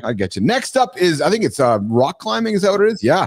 Starting indoors is rock climbing. Johnny, you do not strike me as somebody who likes to do rock climbing. No, that's something that I've never put any effort into. Are you scared of heights? Are you afraid of heights? Are you a height guy? Do you mind heights? Funny enough, I was never afraid of heights, but it's probably about a year ago. Terry and I were up in the top, like way up in like the 45th floor of this hotel, and we had a balcony. I went to look over, and I got this fucking crazy vertigo. I felt like I was gonna fall down, like almost like I was gonna fall down over the fucking rail, And I was like, "What was that, man?" So I don't know. I'd be totally honest. I'm not afraid of heights, but I'm definitely afraid of that feeling it ever came back. It was pretty trippy. Yeah, I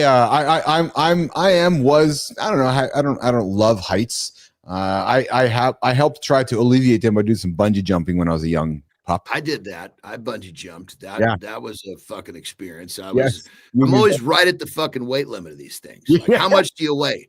I was at that time, I was like 250. Oh, good. Well, because the cords are set for 255. I'm like, oh, Jesus Christ. Way to make me feel fucking great here.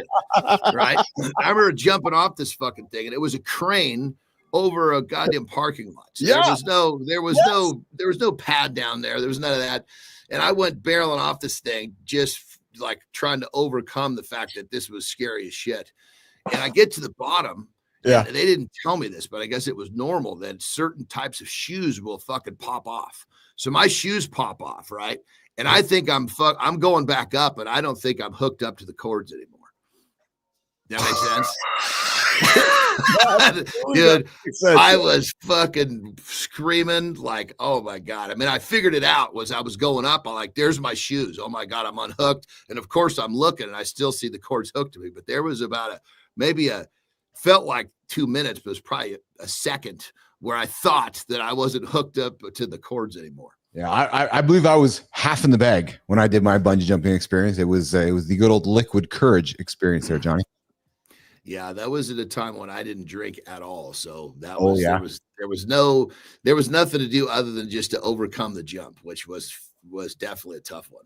That was probably at a time when I drank too much, which was the reason that I jumped off the bungee jump. We got Scott Benzie coming in with volunteer work is a good way for networking, free advertising. I always wear my business shirt and have made good contacts for your work. That's great, Scott. That's awesome. I appreciate that. You're absolutely right. It's a great way to network with like-minded humans. But if you're not that like-minded human, Scott, I'm probably not going to meet like-minded people like myself at a volunteering session. So hence I'll stay out of the volunteering part of life here. Tommy, what's the next one up here for healthy hobbies to make us live longer? We talked about this one yesterday, learning whiskey. Let's go to the next. We talked with AJ about whiskey yesterday. What's next up here on the, oh yes. We're going to end this chat here today around chess. Johnny, you strike me as somebody who plays chess while everybody plays checkers.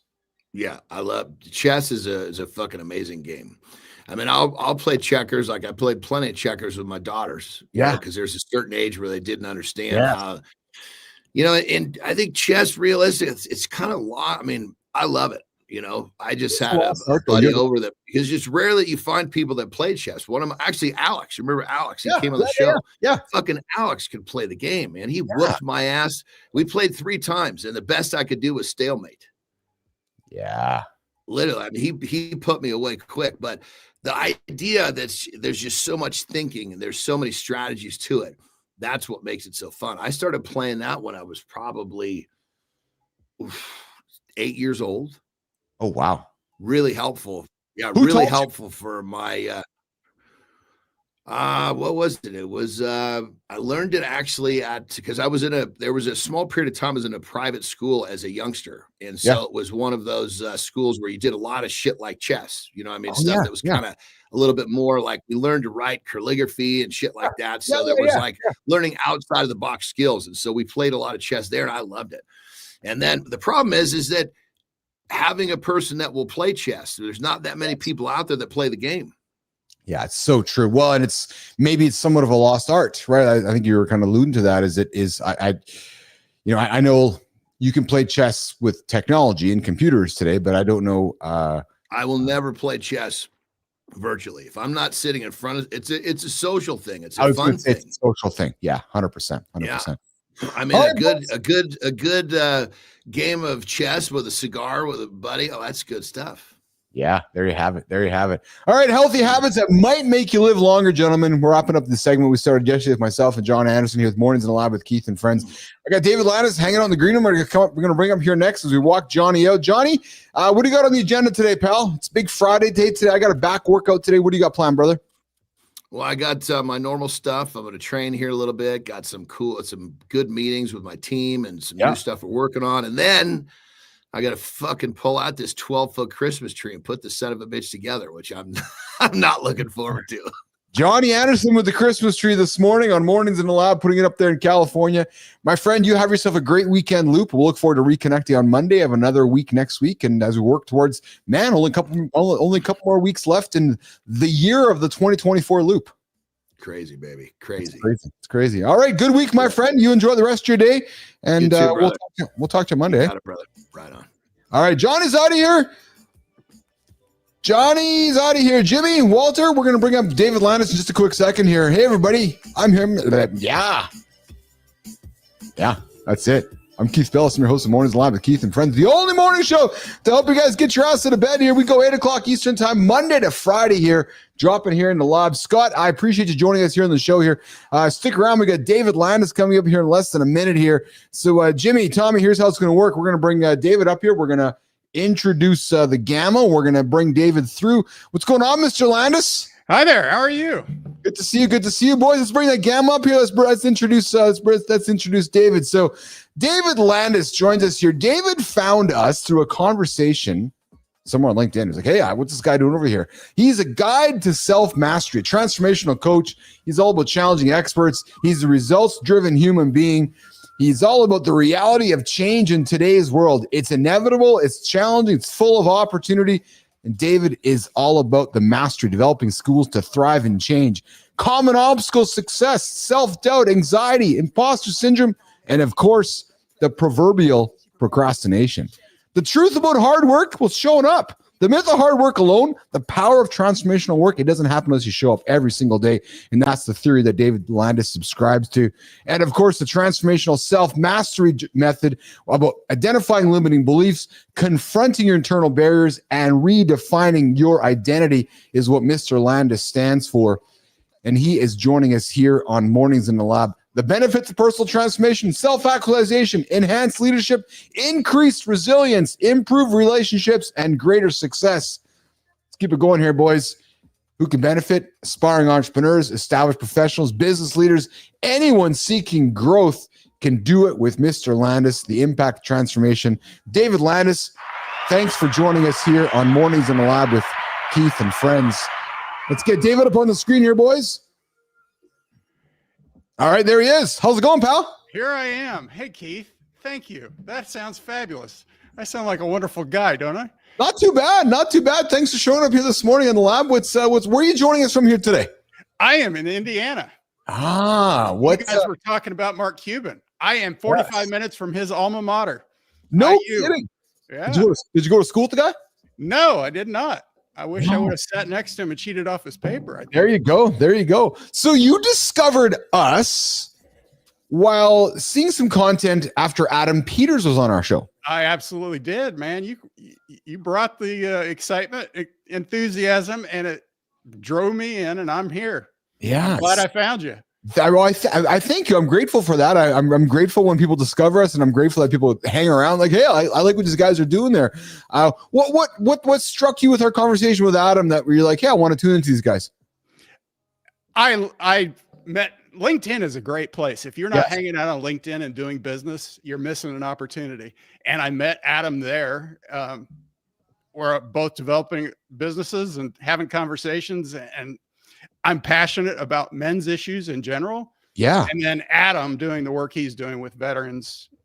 My family is full of veterans. I'm not, but I can appreciate the challenges they're facing. And especially with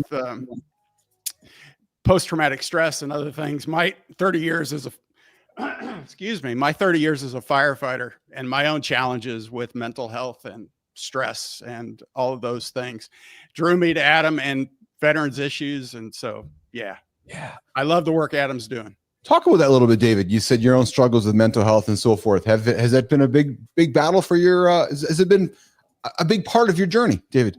It was a pivotal point in my journey. I grew up in a household where I knew I was loved and cared for. Yeah. But it was a house we all wanted to escape from. No matter what it looked like on the surface, there were other things going on behind the surface.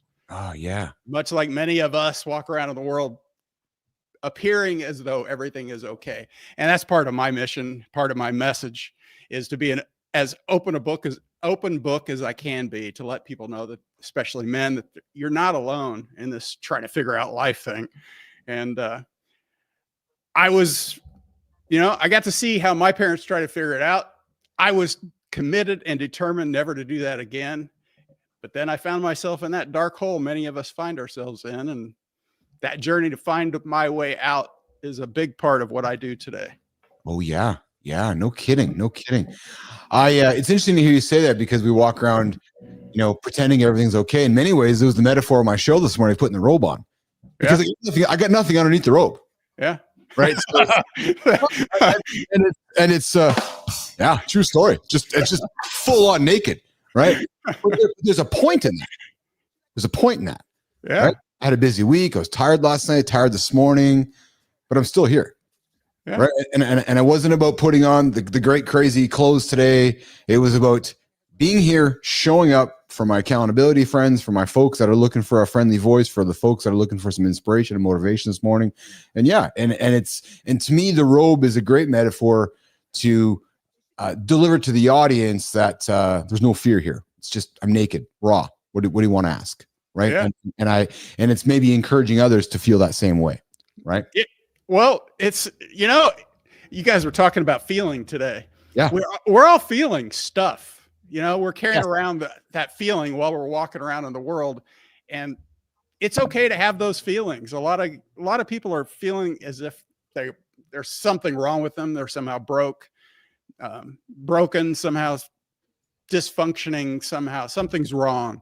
And it's just not true. We're all feeling stuff. We're looking out at other people and seeing their perfect, what appears to be some sort of perfect presentation. They've got it all figured out. They know everything they've got something I don't have. Why am I feeling so lousy? When we're all carrying that stuff, we're all putting on our robe, doing what we need to do. Yeah. And the important thing that I love about leadership and talk about Adam and challenges that we face, leaders learn to take care of that stuff. Self-leadership is what I talk about mostly. The foundational issue is self-leadership. Taking care of yourself is number one priority, because I want to show up for my family. I want to show up strength-wise and be able to carry the 9-foot Christmas tree, and I carried it in last week. You guys were talking about earlier. Yes. I want to show up for my kids. I want to show up for the people that I serve in my business. When I was a firefighter, I want to show up for the customers, the community. How do you want to show up? If you're not taking care of yourself, you have nothing left. It's it's the old proverbial put the mask on yourself before other people. But yeah. Did you learn that through your upbringing? You talked about you lived in a talked about your house. Maybe it wasn't a home, or some of the challenges about escaping the home. Did you learn that from that experience, or where did you learn that, David? Which part? The mask? Yeah, the mask. Taking care of yourself. I learned it through a school of hard knocks. Yeah. I learned it from that day in the back of the firehouse when I'm journaling about whether being alive is the best option. Those are those moments when you got a choice. I scared the hell out of myself. I was like, how the hell did I get here? I was committed. My own father would eventually commit suicide. He started when I was 15. And you go through that experience. And I share that not because we're all carrying heavy weights. We don't have any idea what somebody else is carrying. Yeah. And as a leader, there is a way forward.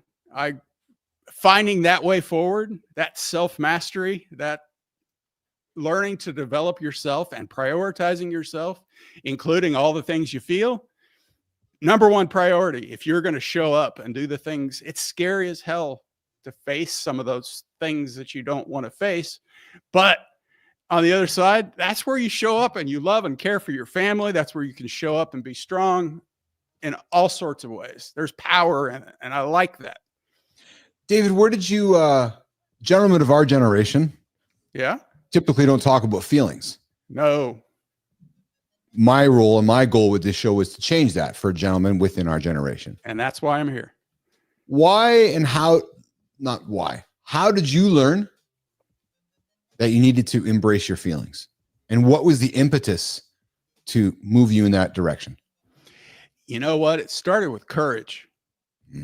The courage to face myself, and then the courage that I've had to build. People would know me when I worked as a firefighter. They would see me as appearing a certain way, and the whole time I'm solving other people's problems for a living, and I can't freaking solve my own. And my wife would say, what's it going to take to make you happy? And it's that challenge to figure out what it was going on inside of me was a courageous process, but it required me building confidence. A lot of this coming to terms with how I'm feeling was being courageous and then being confident that I'm not broken. Things are okay. It's just part of being human. And that's why I'm on this other side having these conversations, is to encourage people, men, women, children, talking to our kids about what they're feeling. Yeah. Oh, that's such an important thing. But for me, it was a matter of being courageous, but building the confidence within myself to stand here and say, hey, man, as a man to another man, or in front of an audience, speaking on stages, I have feelings. And sometimes those feelings come out as tears. But I used to work with some pretty tough guys with tough perspectives, and they would be challenged by it, but I knew they loved their kids. But the coolest thing I've done is marry my youngest son. I can feel the depth of love and excitement and joy because I was able to go to the depths of the pain I was feeling and come out on the other side. And so if you're not man enough, those guys in the firehouse, I said, if you're not man enough to feel the feelings you're feeling, all of them, then you're going to cheat yourself out of the feelings you want to feel. Wow. And how do they respond? It's a process of relationship. It's a process of having these conversations. That's why this show and these conversations matter so much. It's beginning to get people comfortable with it. You don't just go jump into the deep end of the pool. You start in a kiddie pool and you work your way up. You do what you got to do. You go through the process. David, I'm speaking to gentlemen on this show and on this program that are waking up, looking in the mirror, not happy with themselves, are waking up stuck in their career, waking up wondering why their wife's not having sex with them, waking up lost, waking up without a purpose, waking up stuck, waking up with imposter syndrome. Now, you have referred to yourself during our conversation numerous times as a firefighter. it strikes me because you keep referring to yourself as that title. Mm-hmm. I'm intrigued by the struggles you have had Mm-hmm. by shedding that label of I'm no longer a firefighter, Mm-hmm. was a firefighter. You identify with being a firefighter for such a long time. Mm-hmm. Talk about that journey, inspiring men that might hear our message right now going, oh, I'm not that anymore. How do I become something else? You're right. The reason I bring up firefighting now, it's been a journey. I retired from that career after 30 in 20. So it's been 4 years, and it's been a process of shedding that. Yes. And it's easy. Thankfully, I'm not someone who so identified with that role that it was everything that I was. So the journey has been easier, but it's still not easy. I committed to that career. I was good at it. Yeah. I had respect. I had a position. I had responsibilities. I knew what I was supposed to do in that job.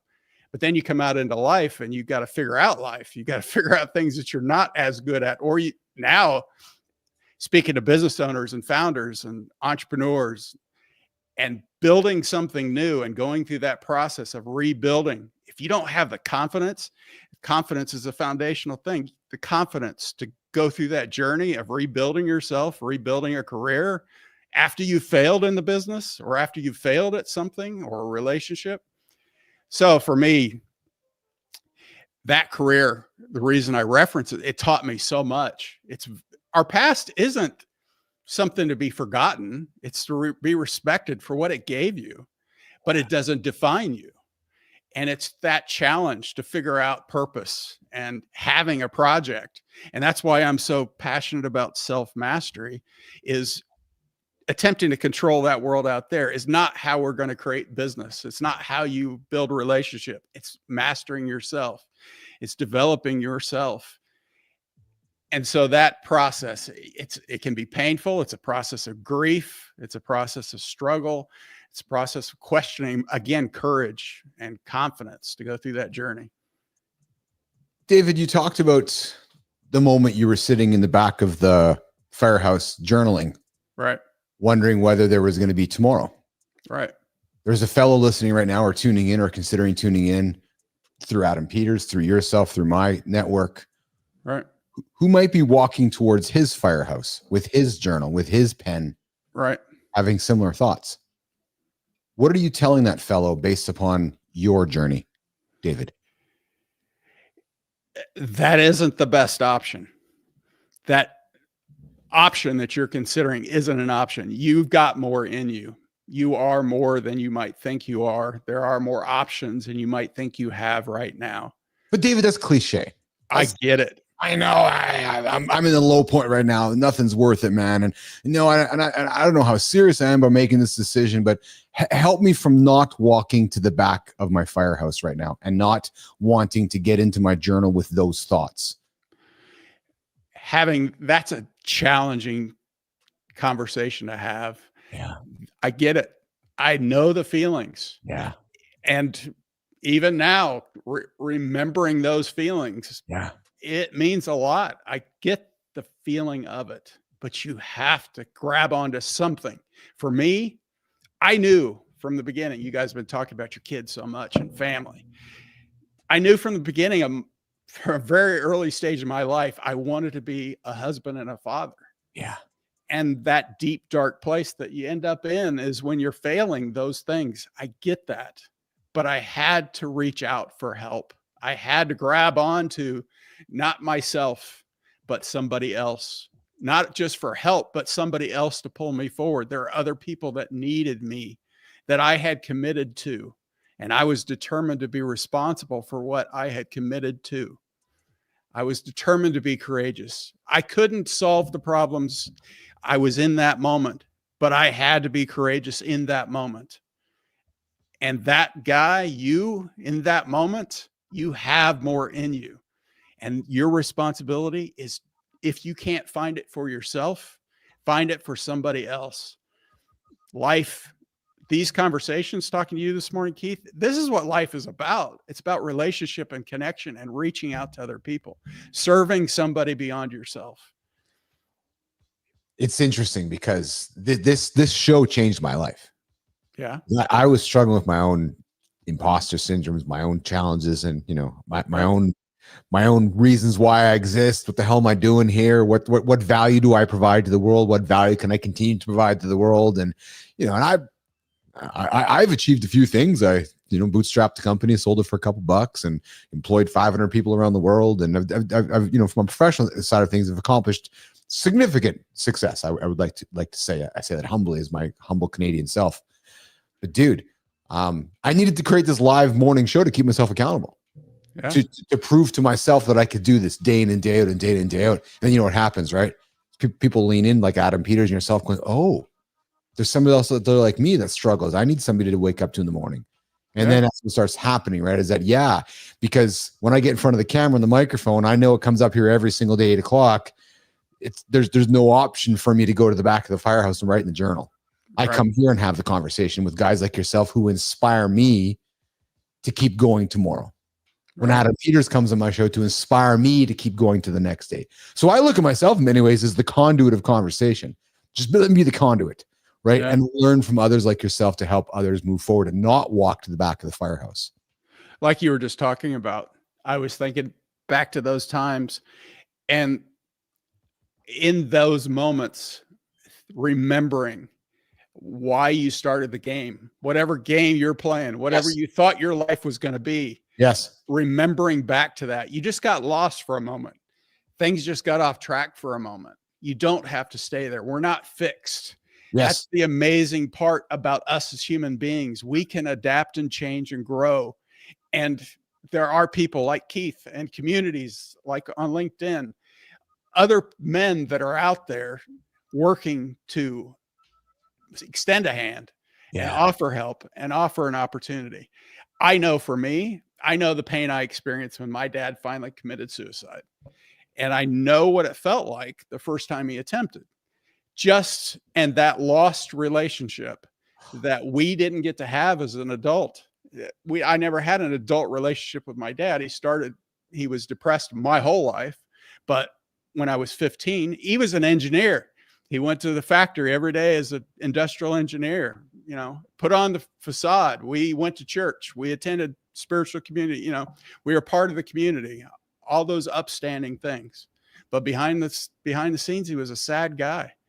And I remember that pain that he left me with. And I was determined that was not going to be me. You said that you used that term. He started when you were 15. Right. Freshman year, softball or baseball practice, training for the city junior high freshman level championship baseball tournament.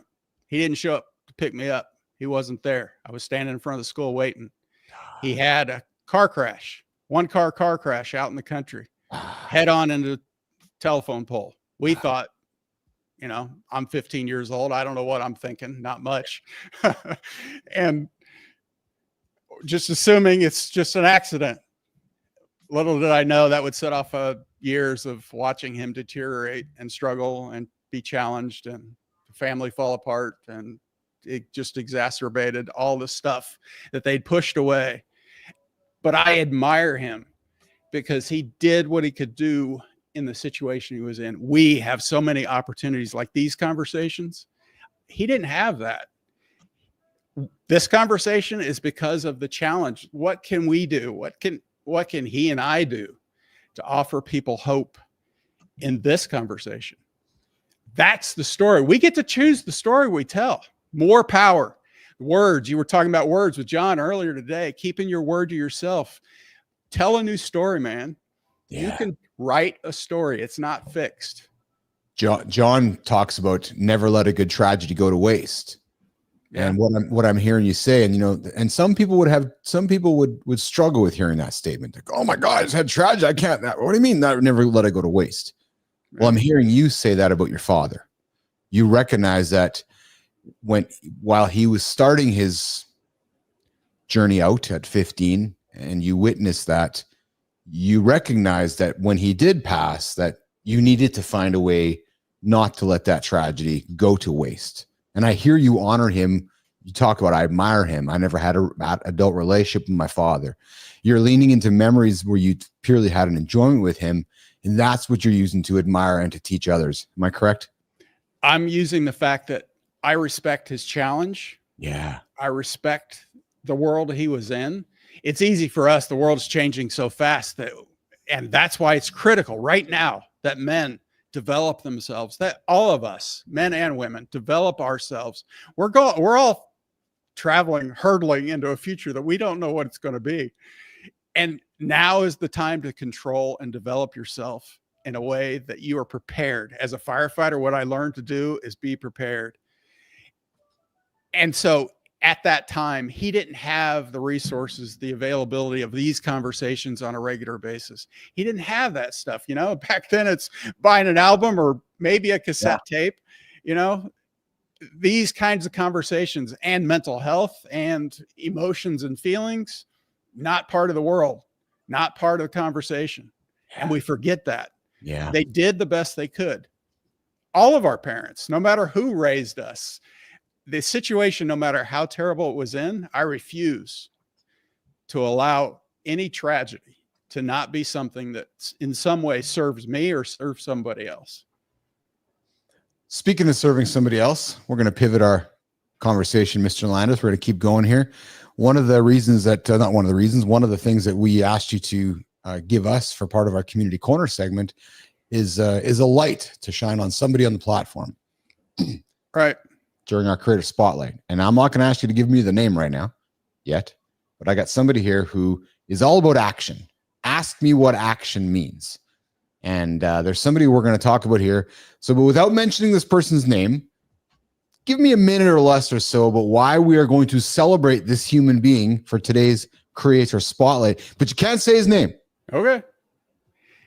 I'm another human being that I met on LinkedIn, through LinkedIn. And I met him through another group of men who are working to do this same thing, to have these conversations. I love this. Supporting and encouraging and challenging each other. We're dismissing this, you know, the stories that we were handed about life, about who we are as adults, human beings, getting past all that BS to actually challenging ourselves, to be accountable. Earlier, you guys were talking about keeping your word. John was talking about integrity. Yeah. Keeping your word to yourself.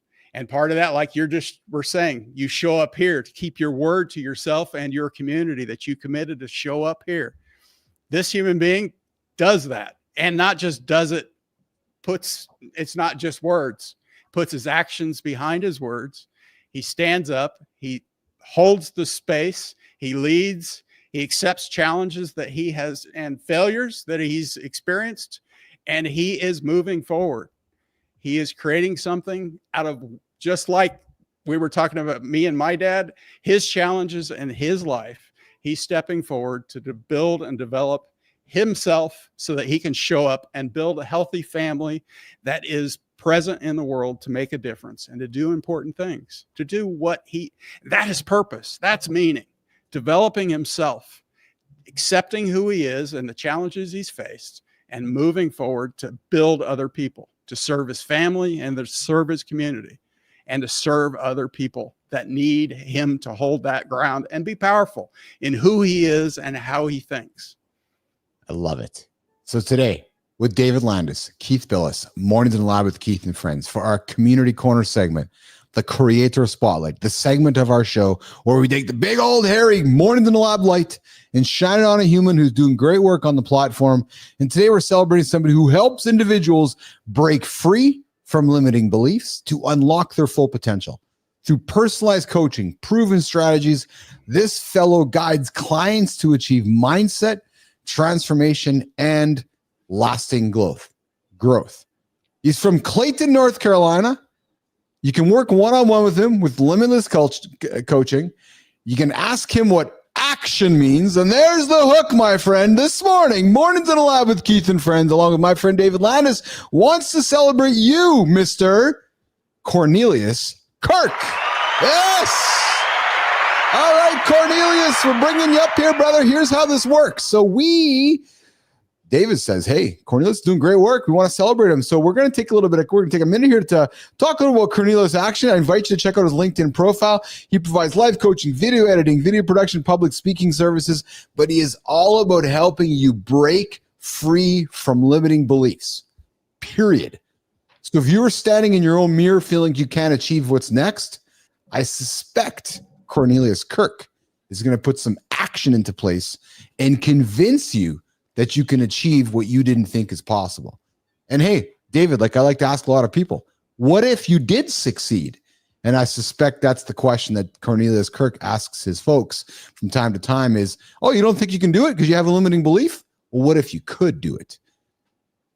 So Cornelius, we are celebrating you here today with our friend David Landis, and we're checking out your posts here on the platform here. You can see Cornelius' stuff here. He's like, I have a passion for seeing men do the work to heal their inner child, creating safety within themselves. Because when men feel whole, they help build a stronger, healthier society. And what I loved about Cornelius's post is the ripple effect of better men is immeasurable. So wherever you are on the spectrum of feelings or not feelings, because you know what, I myself, I've met a lot of men who still struggle with expressing their feelings. If we can lean into them from time to time, that ripple effect on somebody else becomes completely immeasurable. So Cornelius Kirk, we want to have you here in the lab sometime to bring somebody in your orbit to celebrate on the Creator Spotlight with Mornings in the Lab with Keith and Friends. There you are, Cornelius. There you are here today, my friend.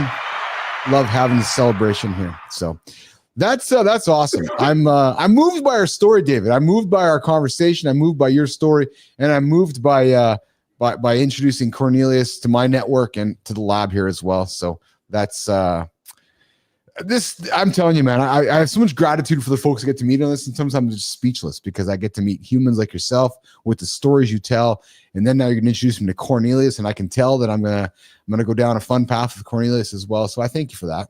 You're welcome. Absolutely. Awesome. What do you got plans for the weekend, my friend? Family, man. Yeah. Yeah. It's that holiday season and that rush when you start the business calendar and the life calendar kind of are challenging each other, and intentionally setting aside time to spend time with family. When you look at 2025, and you look at 2025 1 year from now, when we're meeting 1 year from now, hear my question clearly.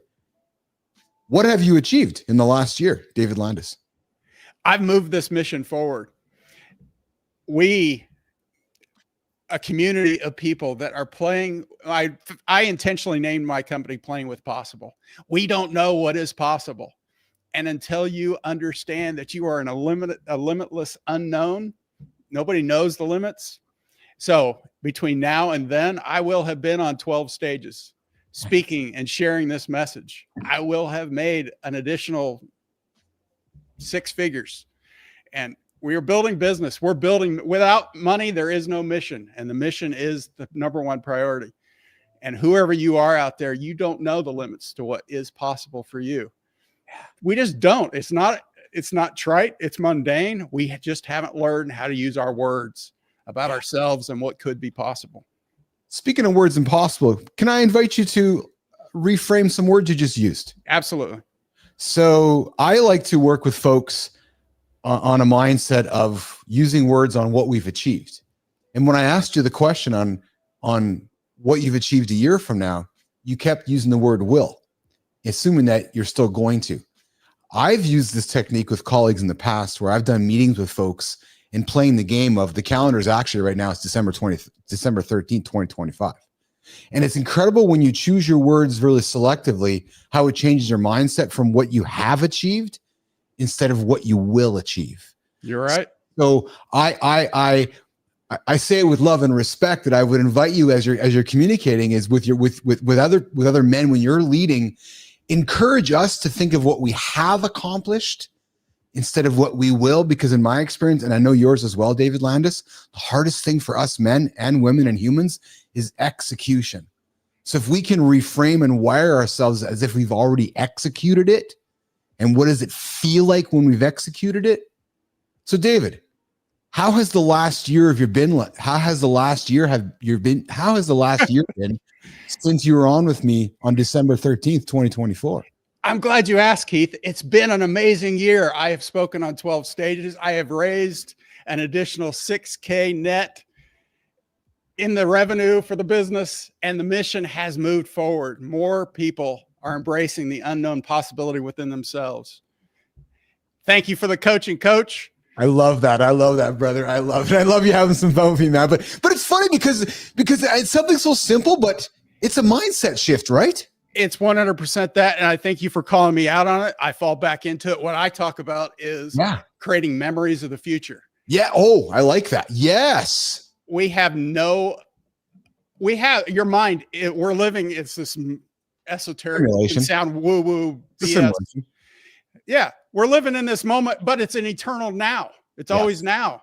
Yes. Your mind is always looking for information to use now, and it's either referencing the past or it's referencing a future. Neither one of them exist anymore. Yes. Yes. There's only now. So if you're not creating a memory for it to draw on, it has nothing to work with. So it'll default to the past, like we all know. Well, you just said, create a memory of the future and the words to go with it. That's it. Adam Peters, you're right. David Landis is the man. I agree. I'm thoroughly enjoying this chat with him. I haven't even said goodbye yet, which we're going to do here in a quick minute. But I will tell you,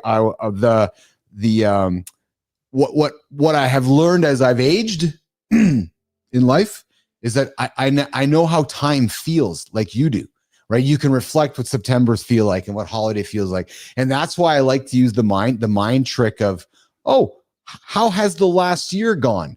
Because I can reflect on those feelings along the way so that in 1 year from now, I know how I want to feel and work towards that feeling, right? So David Landis, you come back and hang out with me again sometime. Will you do that? Absolutely. 100%. This is really cool. I love this conversation. This is important work. Keep tuning back into this conversation, guys. Appreciate that, David. I appreciate that. We're trying to do some fun things here. We're trying to take a little bit of men's health, a little bit of men's journals, some magazines and publications that I grew up with, mix in a little bit of FM radio, Howard Stern, controversial, fun, provocative content, and invite awesome human beings with inspiring stories like yours, Brian Clayton's, and all the Adam Peters around the world coming into our lab and telling great stories to help us get up, not hit the snooze button, and help achieve those big, audacious goals. That's what we do here.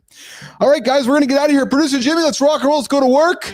We're going to walk up Mr. Landis. Nation, we'll see you guys on Monday, 8 o'clock. We're back. You know where to find us. The only morning show to help you guys get your ass out of bed, not hit the snooze button. Hey, if you hit the snooze button 7 times in a week, you're 63 minutes behind the guy who doesn't. You want to be that guy? No, you don't. Let's get out of here, Jimmy. Let's get out of here, Tommy. Let's get out of here, David. We'll see you guys tomorrow. No, see you Monday.